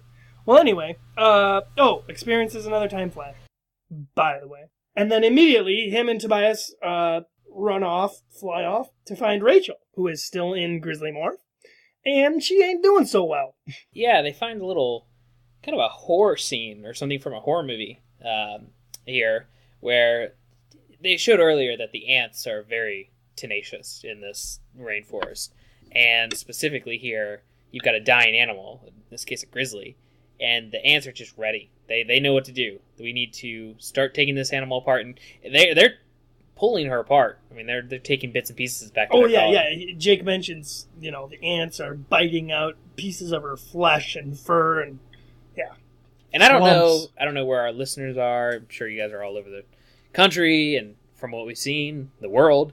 But I live in Texas right now, and I've never seen anything scary. Well, I've seen some scary things, but yeah, one of the scariest things I've ever seen in my real life is the fire ants down here. I mean, it is insane. I've heard stories from my parents. They lived in Fort Worth, Texas for a little bit back in the day when my brother was born. But since I moved here, we had one experience where pretty nice apartment, good part of town, blah, blah, blah. I don't know. It's not even like our trash was like full or anything. It was like halfway full. And maybe we put something in there like an apple or something sweet smelling or something. But somehow that scent got outside through like our window or something of a fairly nice apartment, and the ants found a way in. And I walked into our kitchen, and the floor, the entire trash can was covered in fire ants. Proceeded to kill your family. No, I literally went out, got 2 raid cans, and just started killing bugs. And they're scary though. I mean, just to see not the object you expect to be there, but like a waving, moving body of tiny creatures. Pretty freaking scary. Yeah, and I can't even imagine the sight of a bloody, torn apart grizzly bear covered in ants like this, like Rachel is here. And, of course, Jake has another decision to make. How the hell is he going to get Rachel out of this one? Because she ain't waking up. And even if she does, I assume demorphing's not going to save you from ants. But they harken back to the other books, and Jake says, we can't get her here, we can't move her, we can't do this. Find another ant colony. And they're like, what? What are you talking about? It's like, Jake's like, find another ant colony. And Tobias flies off, he finds one real quick.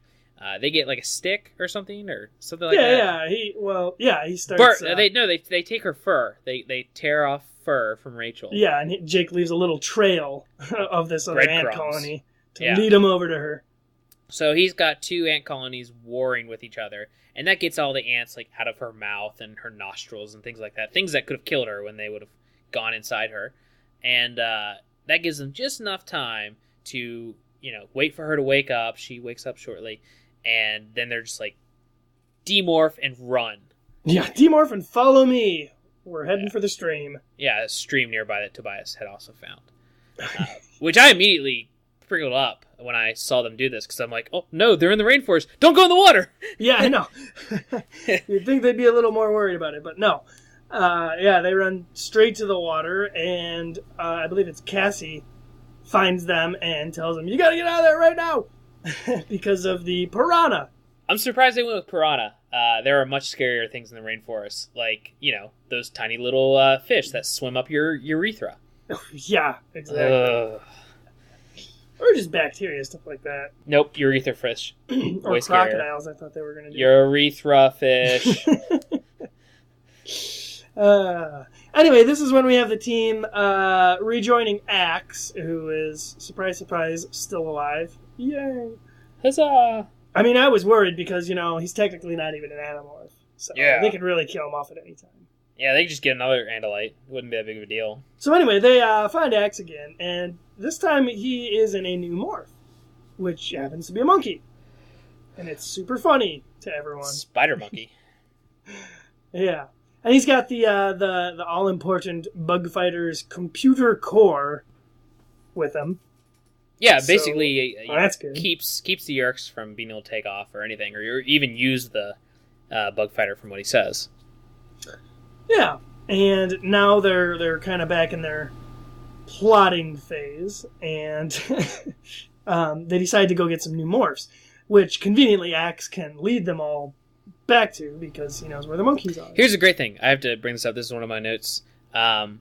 Again, with establishing more morphing rules, this is something I was actually wondering, like, a chapter back when they were talking about being in the jungle, and I don't know what brought it up in my mind, but the fact that if they're turning into these animals, if they're morphing into them, Couldn't they just touch each other and acquire that morph from the DNA of the animal? But they flat out say, right when they say they're going to go find the other spider monkeys, the book actually just stops and says, because we can't use his axes, they establish that rule. You cannot get a morph from a morphed person. Oh, finally, they laid down the law on that. No, it's just weird that I was actually wondering that in this book, and then they just clarified it. I think I know exactly what made you wonder that, though. What? It was when they were talking about plotting what they should do to get out of the rainforest, and Cassie mentions we could morph Owl and try to fly out or something like that. But at this point in the series, I think Cassie and Rachel are the only ones who have owl morphs. I don't think anyone else does. That's possible. Could have been it. Actually, I think that was one of the Seropedia trivias that I read for a book or a couple ago, that they only say that Cassie and Rachel are the two who have owl morphs, yet the other characters use them in one book and then never again. Anyway, going back to this book.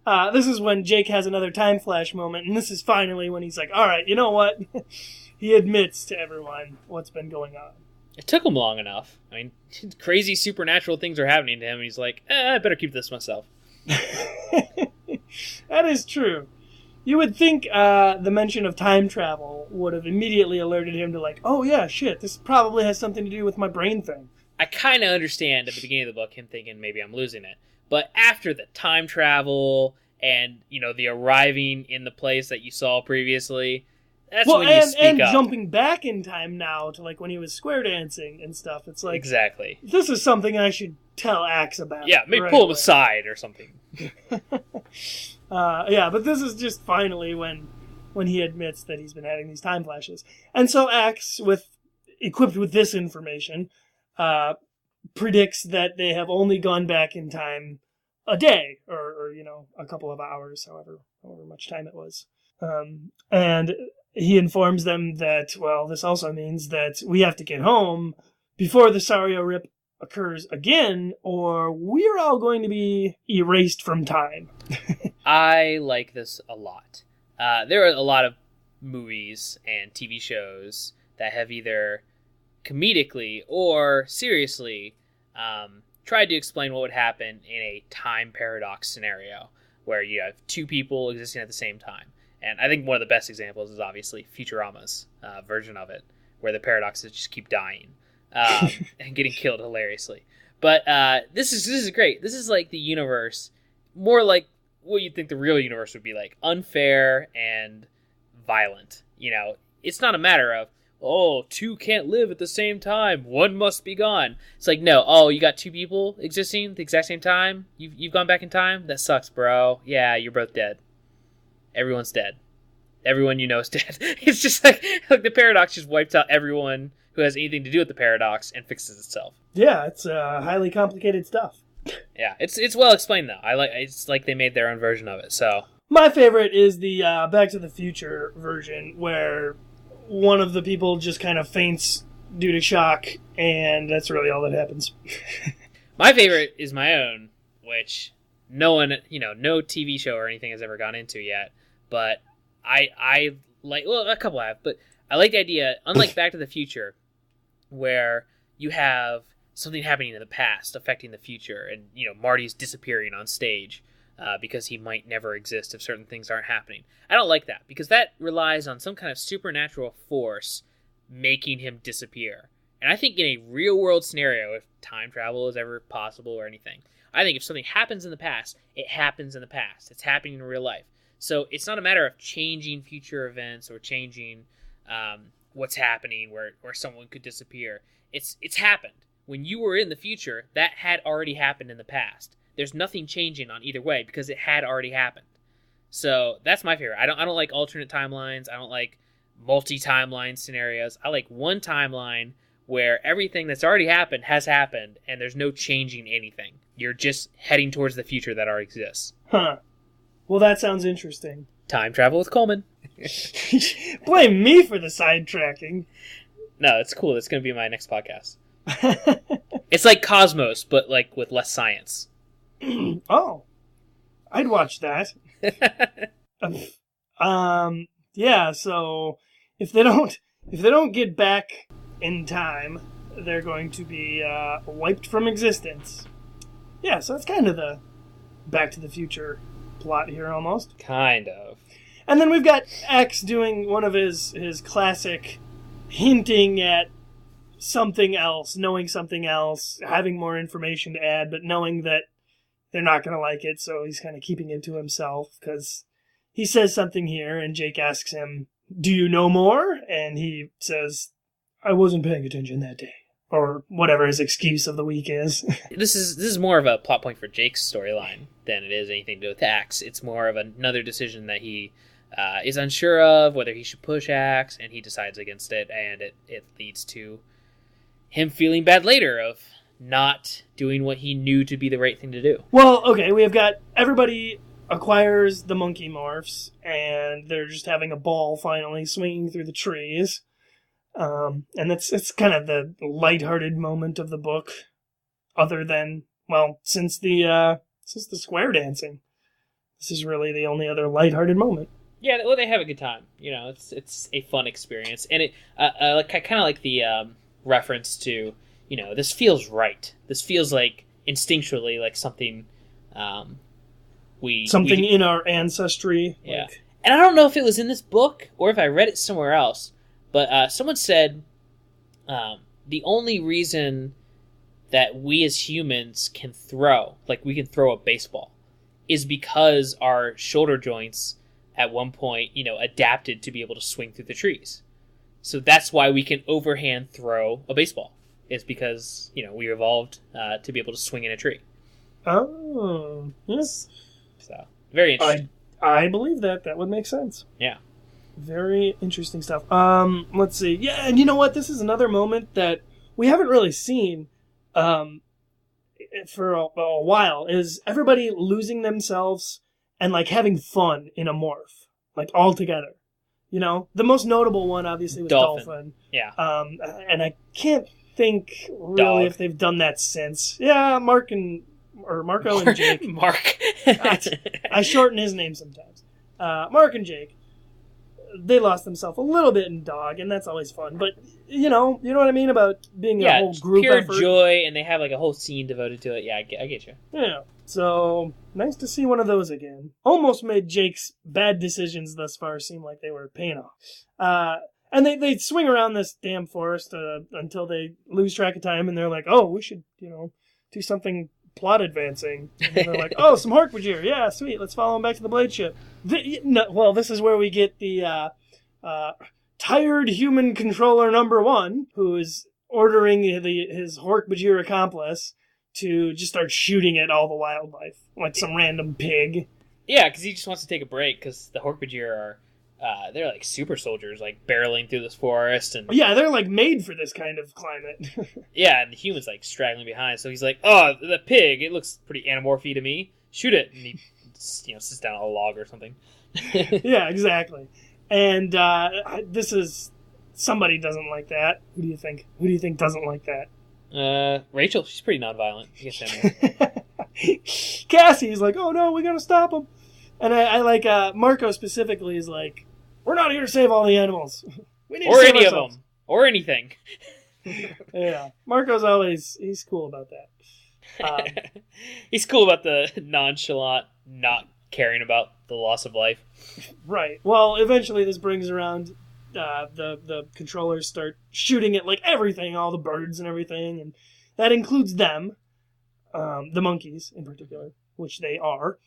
And then this is when Visor 3 like drops out of a tree in a snake morph and starts wrapping up a Hork-Bajir. I can see that being a pretty badass scene, like in a movie or something. Like they're going crazy, like Predator style, like shooting up the jungle, and then you just see this massive like anaconda fall. I imagine it like Khan from Jungle Book.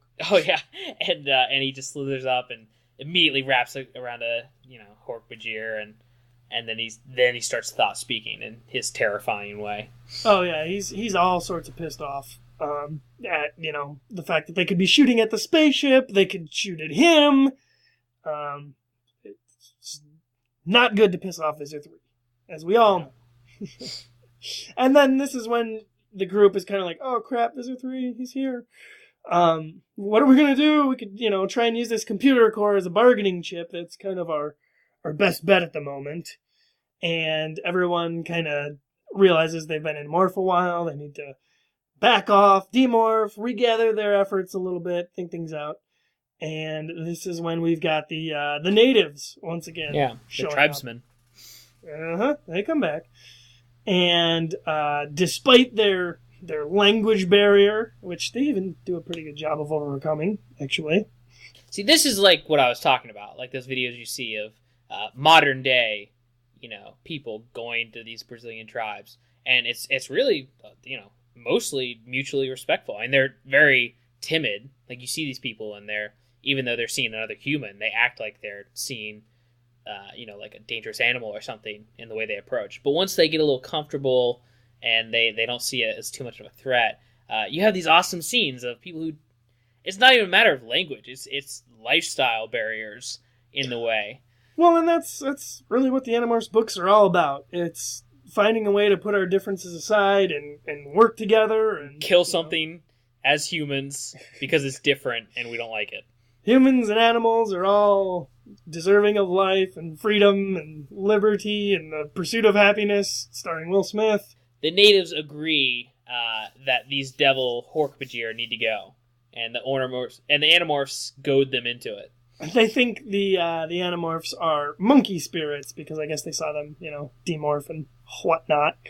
Like we said, breaking through the language barrier. They agree that these Diablos, these Hork-Bajir, are a problem and need to be eradicated from the jungle. As well as Visser 3, because they instantly take a disliking to Axe because they think he's him, which they point or just a not. Crazy blue centaur crazy thing.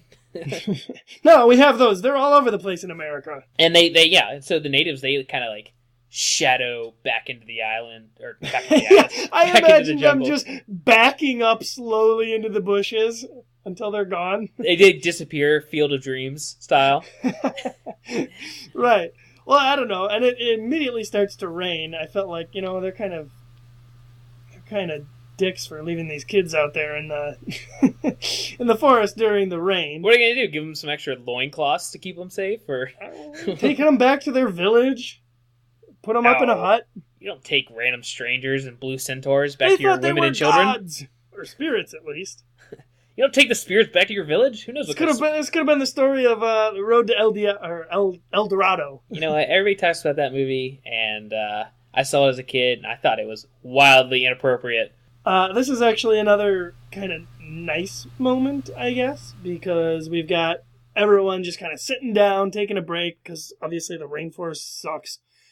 And we got Cassie and Jake doing their little, what do you call it? Relationship building? Flirting?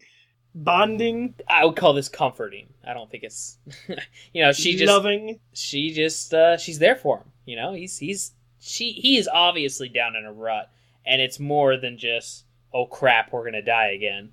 It's and to be fair, she does a really good job of comforting him as well. I mean, she tells him he's making all the calls right, and tells him to rest, which he does. They all kind of take a little napper.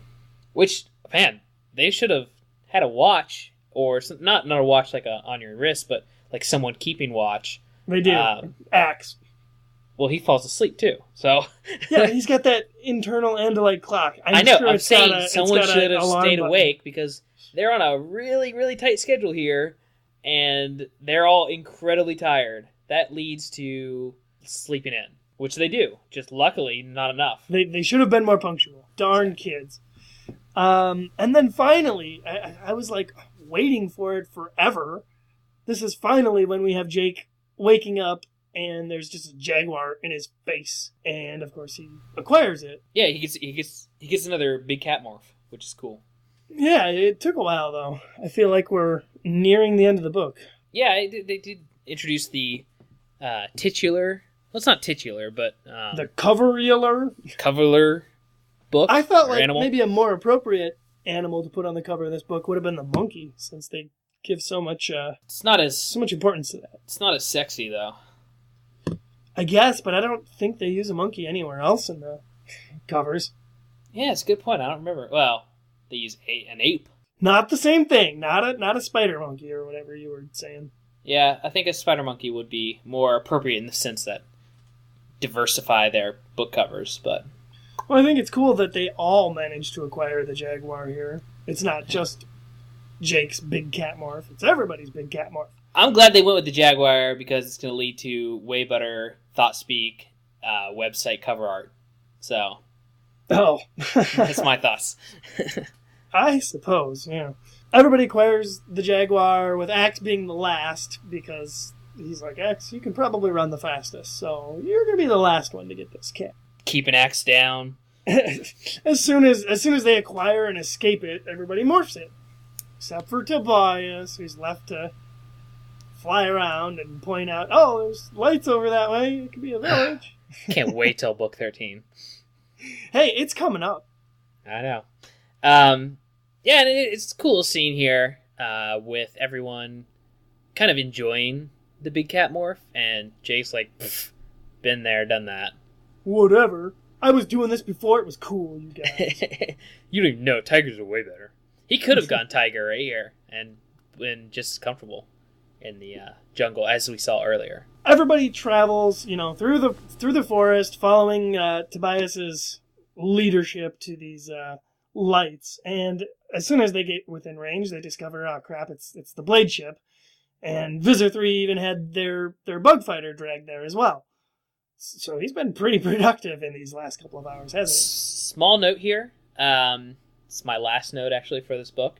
Oh, good. Taxons are crawling all over this bug fighter, and it says that they've just finished repairing it. So the bug fighter's all ready to go or whatever.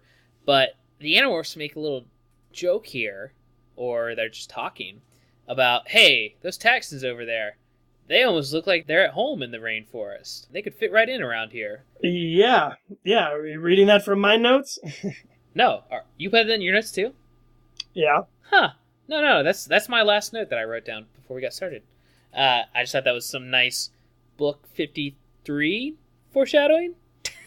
Well, just series end foreshadowing. Yeah, I wonder if I bet she did when she was, since she had at least ghostwriters or whatever, when she was picking it up in the countdown to the last book, I bet she read like the first 15 books and tried to pull from those for references and, all the stuff in the end series. That, or she just had the end already in mind.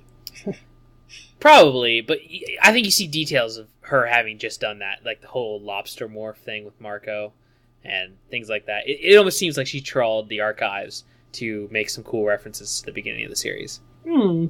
Could be. We should ask her that if we ever catch her in a moment where she's lost her mind and decides to talk to us. Yeah, I secretly think that she listens to every episode and her hate grows for us. I hope not. I love Katherine. Katherine? Just throwing that out there. We really do like Cassie. Story-wise, what's going on? Jake begins to question Axe about why he's the only one having the time flashes. Which is a good point. Can't believe they hadn't, brought it up before then. I didn't even think about that until the book brought it up. I was like, oh yeah. I actually had some thoughts about maybe the other Animorphs experiencing time flashes as well, because I noticed there are 2 lines by Marco in the book, or I should say throughout the book, that seem like they're just like perfect lines that would imply that he was also experiencing some time flashes and maybe saw some things. Mm-hmm. Because at one point, I think when they're deciding to go on the mission, Marco says something along the lines of, we're alive, ... for now. And then it said, like Marco said, ominously, which would seem to imply that, Marco could have seen a flash of what happens here in the end. Yeah, it's definitely a cool theory, but I think I don't know, it's kind of... Well, no, it falls derailed. apart because they specifically point out that Jake is the only one experiencing this. Yeah, that's why. Trust me, I was really excited to be like, oh, I'm going to slam down this new theory. Marco, he knew all along, man. I figured it out, yay! I think they point out that Jake's the only one here. Yeah. Unfortunate Hazel. So, before Axe can even explain this, because this seems like the missing puzzle piece of the information here. Yeah. Before he's given the chance to explain, Tobias notices that Visor 3, the Visor 3 that he's been watching inside the Blade ship, I imagine in like one of the Blade ship's windows, it's just like a silhouette of him that never moves. No, I pictured it like an image that looks for the most part 3D, and looks almost lifelike, except like they point out it stutters every once in a while, and it's just his head like looking back and forth. I imagine it's just like on Home Alone when he's trying to make it look like his house is full of people and he's got like the Michael Jordan on a train stand up. The cutouts. It looks like that. Tobias realizes we've been had. We've been duped. This Visor 3 is a phony. Anyway, Visor 3 is apparently a hologram decoy. So Visor 3 takes them by surprise. Like appears behind him suddenly, twirling his mustache. Whoa. in his lovely Lurdathak morph. Interestingly enough, from the Hork-Bajir's homeworld. It's like a big. It's like a dead giant carcass of a tree with vines coming out of it from every angle. Yeah, I almost imagine like a big piece of broccoli, but the tips of the broccoli, extend into vines. I pictured it as like if you saw like a redwood tree, like a really thick round tree, and you'd hollow it out the middle, and shove some other plant with vines up into that. That would look like. And the mouth on it it's not like on the trunk, it's like on the top. Yeah, exactly. Kind of around, kind of like the Sarlacc, right? Yeah, I guess, kind of. I mean, like, with tentacles coming with vines and tentacles, yeah, and more plant-like, sure.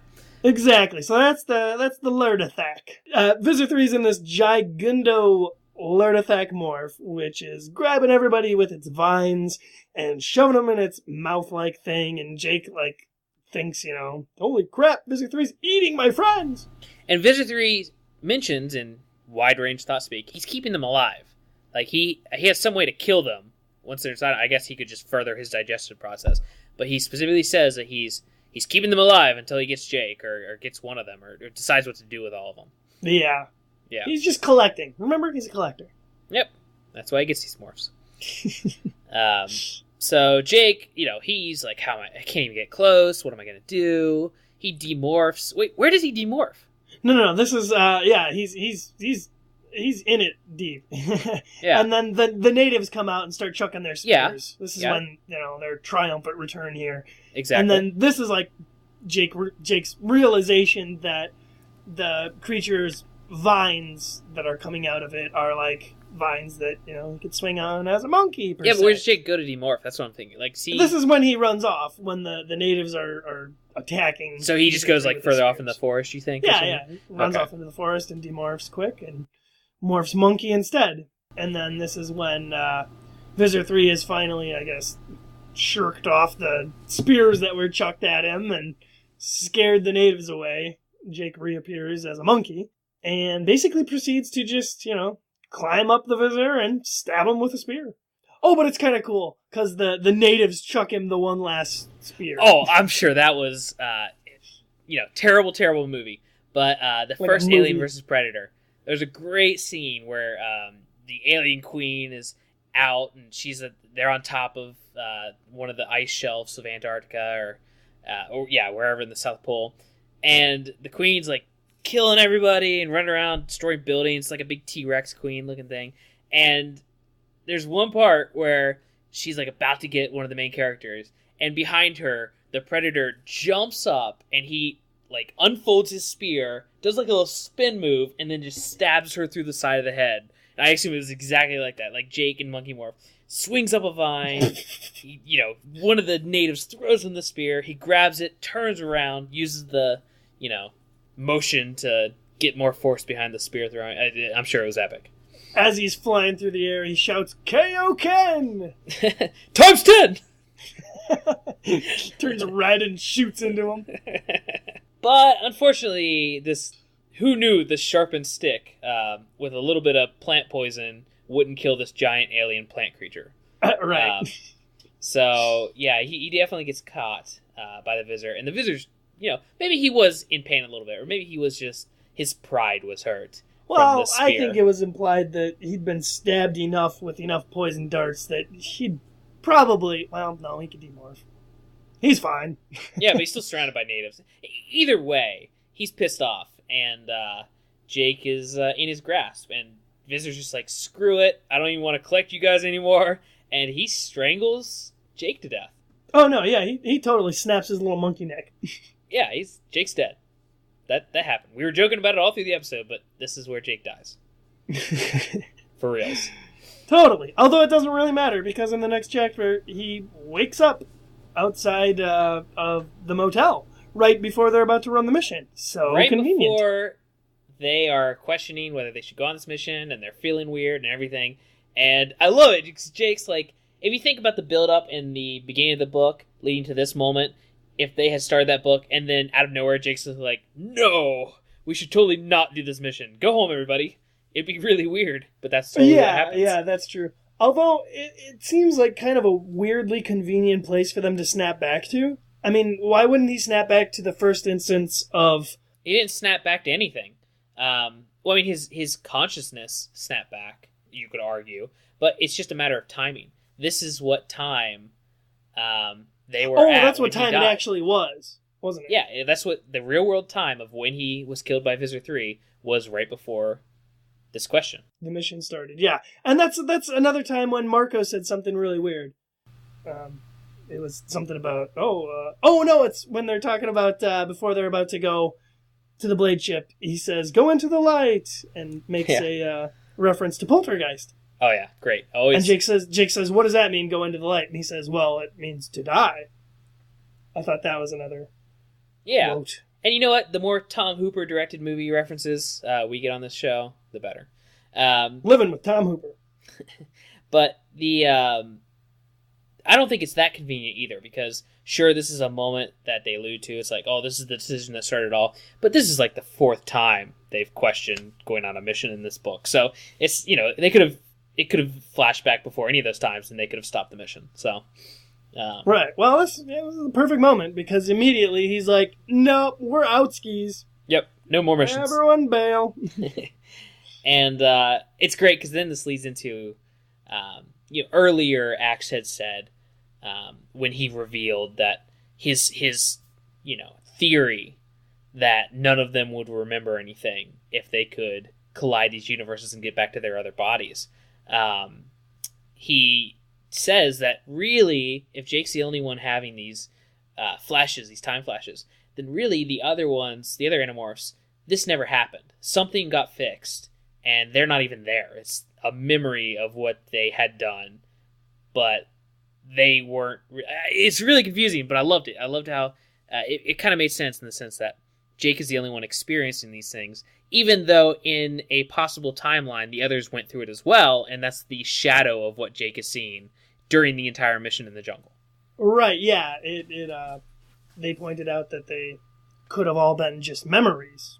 Jake's memories in particular. Yeah, so that's why when he gets back, none of them remember it, because Jake is the only one who actually experienced any of this, and they haven't experienced it yet because they haven't been there. Jake was able to stop it by saying no. So it's just great, and that's the dialogue scene with him and Axe, is him telling Axe everything that happened, convincing him that it did happen. And then, the thing that really convinces Axe is when he drops the term "sorry, Rip," which he wouldn't have known otherwise. Of course, yeah, unless he was a Yeerk. The capture. It never got fixed. The recapture. Yeah, and so they explained, everything snapped back when Jake died. And I dug the hell out of that. I thought that was great. And it's I know this book is probably bandied about as kind of a Deus Ex Machina. I disagree with that completely. I thought this was super, super clever of an ending. And I thought they dropped enough hints towards it and built up to it enough that it wasn't out of nowhere. Wow, geez, are you just going into your review? I might as well. I mean, I'll review the crap out of this right now. Do it. I'm gonna do it. Here's my review. So when I was starting to read this book, I couldn't remember if I'd read it before because I'm getting into areas where it's like, did I read this teen book? Did I not? I mean, this, some of the in between 10 and 20, I can't remember if I read or not. So I couldn't remember if this was one, but I started remembering things like The Jungle and Visitor 3's Crazy Morph at the end. So I had read this at some point, but I never really remembered it as, like one of the better books or anything. And after reading it, I read this really 3 days ago. I finished this book, and usually we read them much more in advance than that, but for various reasons, I didn't get to it until about 3 days ago. And I can't believe I didn't remember this book. This is one of the best books so far, and I'm right on the verge of saying best book so far. And this is just a random, Well, that's some high praise. It really is, and I wasn't expecting it. But from the way the beginning started out, with, like I was saying, that whole tone of everything, and Jake's questioning his leadership, him coming to his own, it's not done over the top. Like, some of their reasons for becoming Animorphs, book 1 through 5, it gave each Animorph a reason to be an Animorph and fight the Yeerks. Some of those were kind of over the top and not very subtle with their reasonings. Whereas this book, it's trying to do something else. It's trying to give us a way to empathize with Jake being a leader and his decisions and everything. But it does it in a much more subtle manner of him just questioning himself, and he's bringing it up constantly, but the way he's doing it is so well written. And everything to do with Jake, the tone of this book, it's like the Marco shifts when we get to a Marco book. It feels like a Marco book. This is the first Jake book, even though we've had 2 other ones. This is the first Jake book that feels like this is who Jake is. I get Jake now because of this book. And it's incredibly well written. And it's so thought out. The storyline is complicated, it's complex, it's clever. We're getting a lot more world building with the morphine, with how this universe works, introducing some of the cosmic elements of the series that are going to be prevalent, through so much more. But in a really, really good way. And I love the time titles at the beginning of each chapter.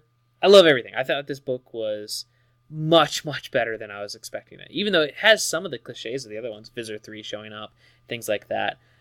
Even when we get into The Jungle, which is where it slows down a little bit, it's still just firing on all cylinders. This is the everything in this book with the time travel, with the morphine, with the way the characters are portrayed. This is the best representation of Animorphs as an overall series I think the books have done so far. So I wasn't expecting this, but this is a 5 out of 5 for me. This is a 5 out of 5 spear chucks. It's been done. Yeah, it sucks because I think I made the argument for the last book, even though I really liked it. I made the argument that it didn't have enough iconic moments or things set up to get it a 5 out of 5.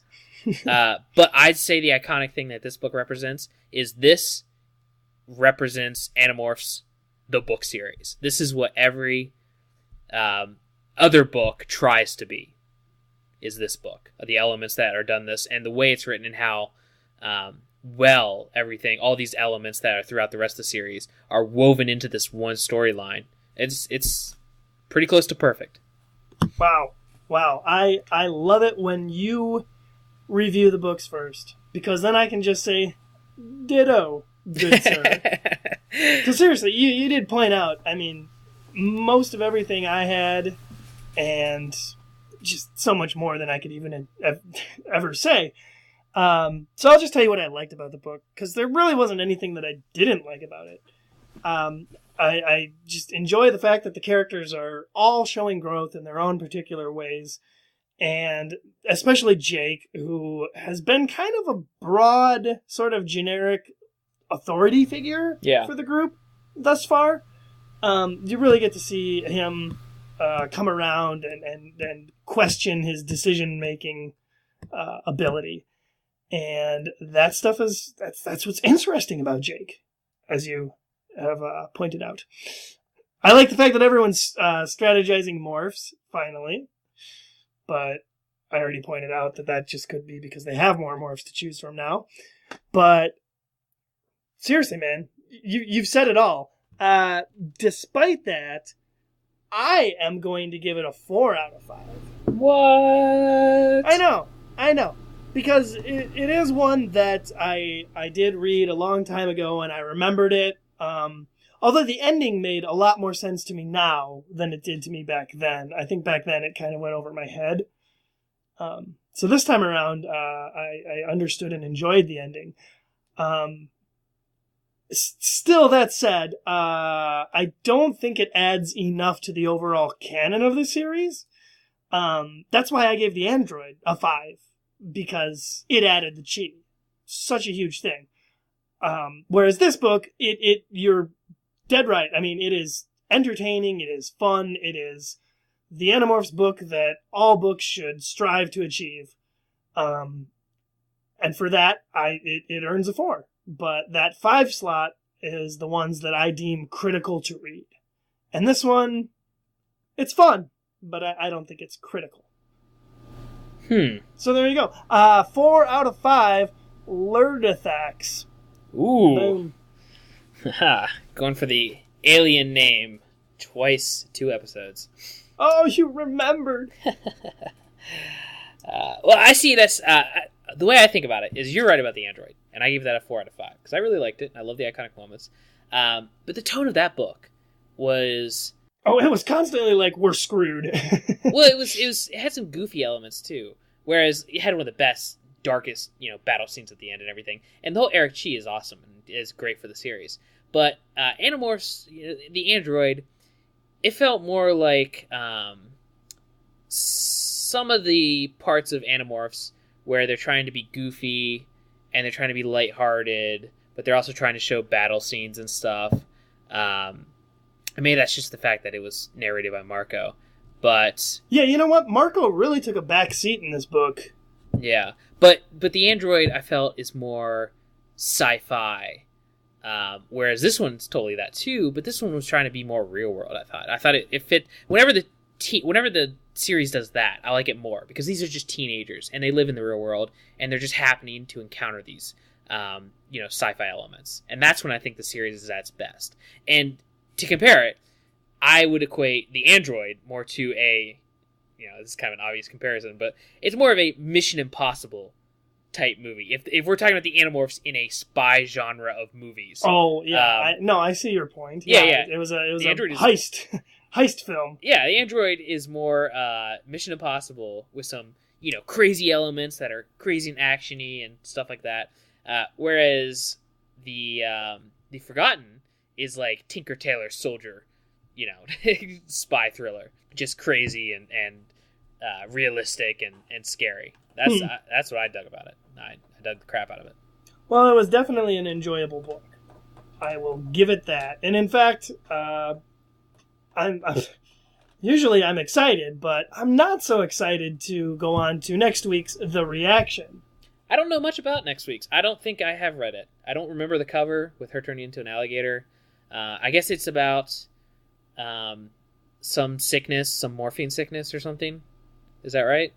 Like they can't control their morphs or something? Well, it's not they. It's just Rachel, but yeah. Oh, okay. Yeah, I mean, I think I remember more from the TV show episode of that book than I do, the book. So I don't think I've read that book. Really? Yeah.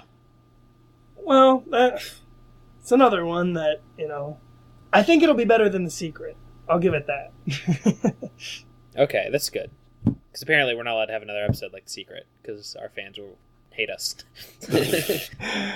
I doubt that very much. No, but I'm glad this book, I needed this book to revamp my interest and push me forward, so I'm glad it existed, and it's written so well. That is a valid point. I am going to go ahead and bring up the Reddit from last week's episode to read some comments. Do we have any emails this week? I don't think we got an email. I think a lot of the people who usually email us are starting to jump on Reddit. So really? Okay. Well, in that case, I will go ahead and take some Reddit comments here. One of my favorites was from this Chinchillax, which is probably one of the coolest names. I might have to use that in a book someday. Chinchillax. That sounds like a demon, doesn't it?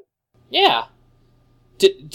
For our listeners who are confused right there, why Mitch would be channeling demons into his books, that's kind of what his books are about, demons and angels and hell and heaven. So it's a pretty awesome book series. If I do say so thanks, myself. buddy. The Coleman Bump, ladies and gentlemen. Devilish Days. Check it out. Anyway, Reddit user Chinchillax says, "Oh yeah, my weekly dose of Animorph fandom. You guys rock." And he included a GIF from the movie Mulan, so that makes me happy. Okay. And he goes on to say, "I like your comment." This was you, Coleman. "I like your comment that Axe considers each morph like he's holding a loaded gun. I think that fits perfectly to his behavior when in morph." That's a good quote from you. Yeah, I really liked that after I said it. I really like most of the things I say. Going back through, I was like, wow, I'm going to put that on a t-shirt with my face. Chinchillax goes on to say, "With regard to Axe on the stairs, I've never really thought about how quadrupedal species like the Andalites would fare against stairs. Have they ever mentioned Andalites having ships with stairs on them? I think they say that they all have ramps." Yeah. Do you think they did use ramps to go from floor to floor? Well, yes, I did. Perhaps something like stairs wouldn't even show up in non-bipedal alien species architecture. They've probably mentioned this in the series, and I just don't remember. Well, I think they're subtle about it. They just talk about ramps whenever they're talking about Andalites. They don't go into that too much, but we can make a lot of assumptions based on their biology. Yeah. "I am completely floored that you guys could even momentarily flub the title of Let It Go from Frozen. Let me explain, Chinchillax. I think what I said in the episode was Let It Flow. Is that correct?" I don't remember.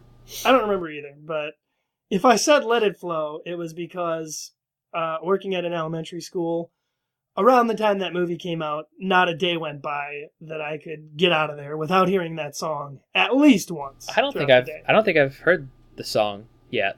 Have you not seen Frozen? No. I mean, I wouldn't mind to. I love Disney movies, and I'm excited at the idea that they have a new one that people are really digging. So. Oh, well, it wasn't bad. It had some things. On the Thoughtspeak review of Frozen. Yeah, well, that's another thing. The Princess and the Frog was supposed to be really good too, and I hadn't checked that out yet. So I need to see both of those. Well, I'm an old school Disney animation fan. What I was trying to say was that working at this elementary school, I hear Let It Go every single freaking day. And occasionally, if a student has to say something that sounds even remotely like it, they will start to sing. And on one occasion, the magic words just so happened to be "Let It Flow," which ended up in a rousing chorus line of "Let It Flow." So that's what I was referencing. Wait, how does the song go? Can you give us a couple bars? It goes, "Let it go, let it go," like that. Yeah? It's so annoying. Yeah. I thought that song had been so completely ingrained in pop culture that there had been no human alive that had escaped from having it stuck in their heads. If instead of slugs, the Yeerks were an alien race that enslaved people by getting songs stuck in people's heads, you guys would be part of a select group of people that could save us all. Congrats.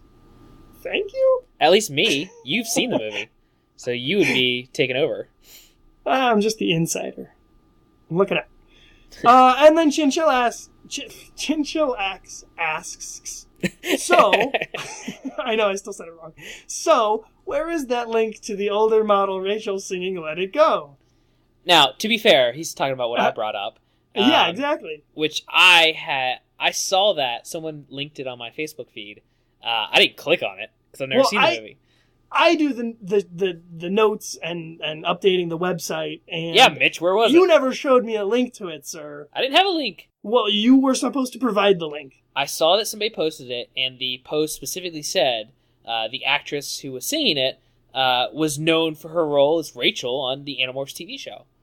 Or no. Well, it was the she wasn't the TV show. She was Rachel, from the model of the front of the books. Oh, okay, yeah, exactly. Well, listeners, if Coleman ever gets me a link to that, I will include it in the sharing. Not going to happen. Google it, people.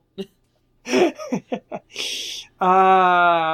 in a basement elevator headed straight up. Was that a reference to "I'm on a roller coaster that only goes up" from The Fault in Our Stars? No. No, it was not a reference from that book. I just made that up. I am just that funny. By the way, you make reference to Animorphs fanfics a lot on the show.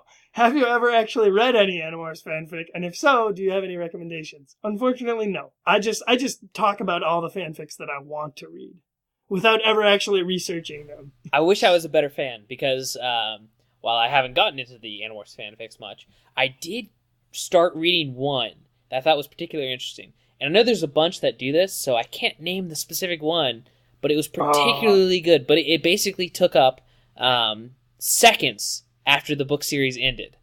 It was ram the blade ship, and then this fanfic started with them ramming the blade ship, and it took place mostly on Earth. I think it went away from that and went back to Earth, and there were Animorphs, or there were like new Animorphs there. There were other people, and it started with a new cast.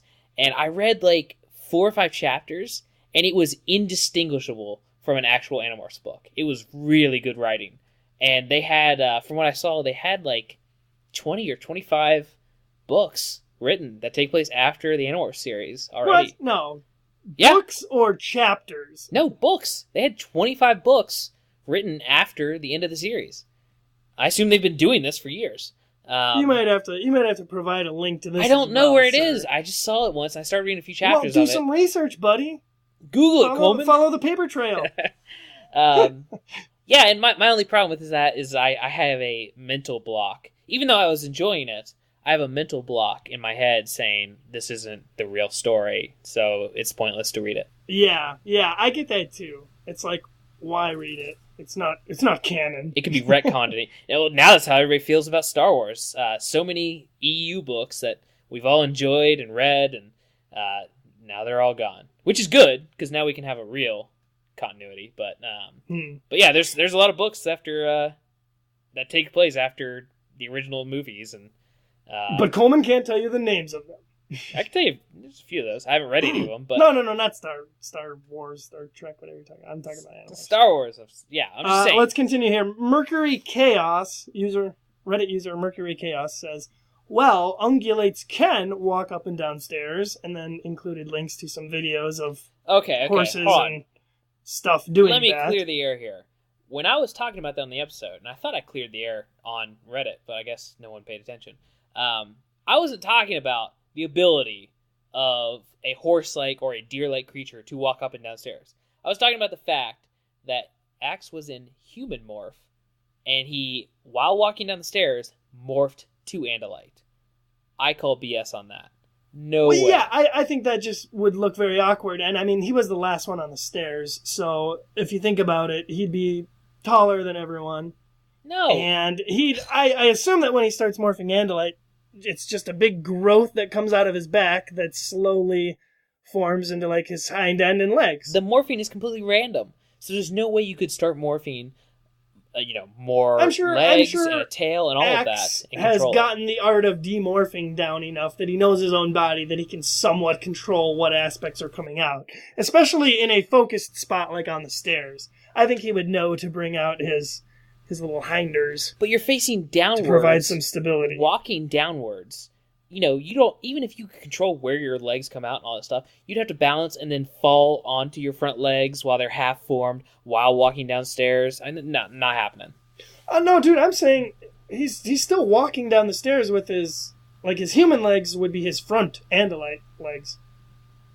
Like the back end is what's coming out of it. I assume this would be his back legs. No, bro. His back end is coming out of his back. So really all it's doing is as he's walking down these stairs... He's dragging... Yeah, he's turning into hooves. Cancerous mass behind him. Yeah, but the 2 little hind legs are going to pop out and kind of try to balance him as he's going. I don't buy it. Well, anyway, Mercury Chaos goes on to say, I think Andalites probably can use the stairs if they have to, but I doubt they'd incorporate them into their own architecture. Oh, and then you replied to this guy. Huh? What'd I say? Was it clever and witty? No, you said almost exactly what you just said. What I took issue with wasn't an Andalite walking down the stairs, but Axe morphing from human to Andalite while maneuvering the steps. That seemed a little implausible. Wow, I'm so clever and witty. You are. And then Mercury Chaos responded to you kindly and said, yep, I remember, and that does seem plausible. Actually, just morphing while on a staircase, standing still, could be risky all by itself. Maybe Cassie could do it, since she's like the morphing ninja, but anyone else who would just have to hope their new limbs didn't land too far off the edge of a step and make them lose their balance. Yeah. Thank you, Mercury Chaos. You are a beacon of intelligence and light in a dark universe. Exactly. Oh, wow.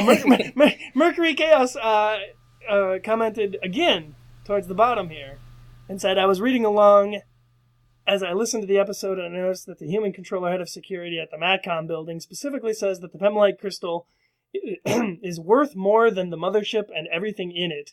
Assuming this is literally true, their whole Mission Impossible style security system would definitely not be overkill. They're probably not just thinking about the Andalite bandits, but also the possibility that one of their own people might be tempted to steal it. Okay, I guess the super dark wire laser shark-infested room was not overkill. It's actually interesting that they kept it on Earth to begin with. You know, maybe they didn't trust themselves enough to keep it on the mothership. I don't know. They could have done a lot of things more clever with that crystal. Yeah, like put it in any other state but the one the Andalite bandits are in. That is true. Or why not just freaking store it on a blade ship? What's wrong with that? Well, they said they don't trust their own people, so. They can trust Visor 3, I think. Yeah, he should sew a little pocket into his hide and keep it in there. Exactly. All right, this thing's run 2 hours, 19 minutes, my good man. So, what say you, since we don't have any reader emails this week? Reader emails? Listener emails? You guys listen to the show, right? No, they print out transcripts and read it. I wish. I want that book. People are drunk by now. Wait, we should totally drink while we record. Yeah, that worked out so well. Oh yeah, we did that. I can't wait till Megamorphs 2. Oh, we could get wasted. We should try different illicit drugs during the Megamorphs episodes.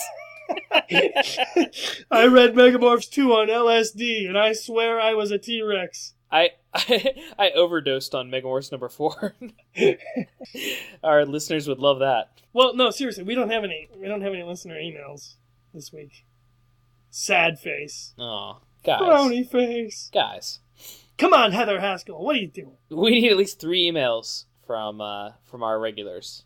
Come on, Jeremy Kripo. Yeah. They're doing good about we don't just need emails. I like that people are moving to Reddit, and we've got a lot of Facebook comments, and come on, Dylan. Our website's a little sad. We get like maybe one comment on an episode on the website, but I get that because we used to get more comments on the episodes. We haven't for the last couple. Yeah, last couple it's been barren. But I think that's because a lot of people, they just listen to podcasts through iTunes and Stitcher and things like that. So probably a ton of people have never even seen our website and seen the amazing cover art that graces its pages. Oh, yeah, of course. Plug the cover art. Yeah, which there is a way to have individual cover arts on individual episodes on iTunes. I just would rather our main logo be on there. So, yeah, well, the point is we're trying to make this whole thing a little bit more interesting, a little bit more fun, especially for fans of the series, and definitely trying to make our website a lot cooler and more interactive. Yeah, we've gotten some pretty good feedback so far, but we want to keep trying to make it more entertaining, I guess, more bring the community together. That's sort of what we're going for with the sharing idea. Yeah, and I'd like to, put this format to use in the episodes. I want to maybe come up with some actual segues that introduce each segment, if we start adding segments to the podcast, and really do this up professionally. Yeah. The point is we're still growing. And we got a ways to go before we're sitting at exactly where we want to be sitting at. But we've got more things to come, like the After Dark episodes you mentioned before. Yeah, maybe after we get past the Season 2 masturbatory Megamorphs 2 episode, I'll redo all the segues and stuff or something. I don't know. We'll see. Gosh, I can't wait till that book. Megamorphs 2, yes. Megamorphs 2, and then it leads right into my favorite books of the series. So it'll be a good one. Yeah, so it's looking like the schedule is going to be number 12, The Reaction, next time. Followed by, we're going to do book 13, first, and then we're going to do the Andalite Chronicles. Which that's going to be an interesting episode. Let's see if we can... If That is going to be a good one. If we're running 2.5 hour episode on book 11, I can't imagine what we're going to do with a Chronicles book. Dude, we should get a co-host for Andalite Chronicles, I think. I think Andalite Chronicles is one that would warrant a third co-host. Yeah, guest host. I think that would be interesting to get a perspective on these books from someone who knows nothing about the series. And, we could catch them up. We could catch them up on the important elements. And honestly, the Chronicles books, I think they're actually meant to stand alone. I think they're weird and they tie into the series, but I think they are pretty strong by themselves. Minus, I think Visor is a little super entwined into that one is storyline. But that was supposed to be its own book.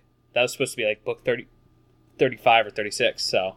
Oh, well, that would have been cool. I don't know. Any of the Megamorphs ones, I guess, or the Chronicles books are pretty good standalone ones to maybe get some co-hosts in or something. There's another podcast, dear listeners, that I loved. I was in love with it. It was better than any TV show I'd ever watched. It was what I looked forward to every week. It was a podcast called Yeah, It's That Bad. And it was a podcast that reviewed terrible movies that had bad Rotten Tomato scores and just tried to see, reevaluate them and see if they stood up or if they were as bad as people made them out to see. And these co-hosts, it started out with 2 of them, and they were excellent, they were great, they were hilarious, they had their own personalities, you really got to know them. It felt like they were like friends and that you had met and you were in the room with. And then somewhere around podcast number 20 or 22 or something, they added a third person, Kevin. And it went from really good to just great with a 3-host format. I think we could benefit from that as well. I'm not saying for sure. I mean, you and I have a pretty good rapport, but we get the right host. A 3-person can really liven things up. Yeah, I'd be down for it. I think this was a good episode. This was one of the best, I will say. And you know what? I'm partially excited to read the reaction. I'm partially excited to have a reaction to the reaction. There you go. I hope your reaction is not forgotten. It's probably going to be a bowel movement. Oh, well, that'll be a great change. Let's wrap things up. Hopefully I can edit this down to a cool 2 hours, but I doubt it. I think this could be our longest episode. Everything we say is gold. For some reason, people are going to be looking through our iTunes, and our book number 11 is going to be longer than our Megamorphs review. So, again, thanks for listening. You can find more ways to listen to the show by going to Thoughtspeakcast.com. Follow us on Twitter at Morphcast or like us on Facebook. Send us your thoughts on an upcoming episode by emailing us at thoughtspeakcast@gmail.com, and we'll read it on the air. Finally, reviews on iTunes are so important, and you won't give them to us. Give us your reviews. Help us grow. We need them. We've got 9 reviews, and they're all spectacular, and we appreciate every single one.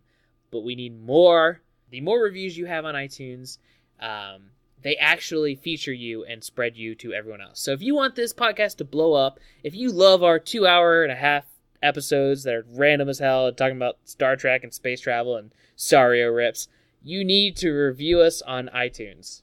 Speak up.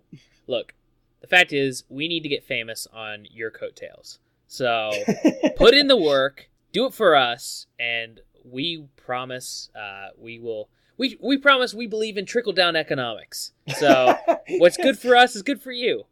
We're building a pyramid here. Not a pyramid scheme. It's a pyramid structure. The pyramid's a metaphor. It's an analogy. It's really complicated. Don't worry about it. So yeah, please, any reviews on iTunes. So please, iTunes reviews are good. Do that for us. We beg it of you. And that's it. That is our episode. I'm pretty happy with it, and I hope you enjoyed it. I did, friend. I'm not talking to you. Oh, was that not to me? Oh, no, I'm talking to our listeners, who we love and cherish. Yep, well, anyway, my name's Mitchell. And my name's Coleman. Join us next time on Thoughtspeak.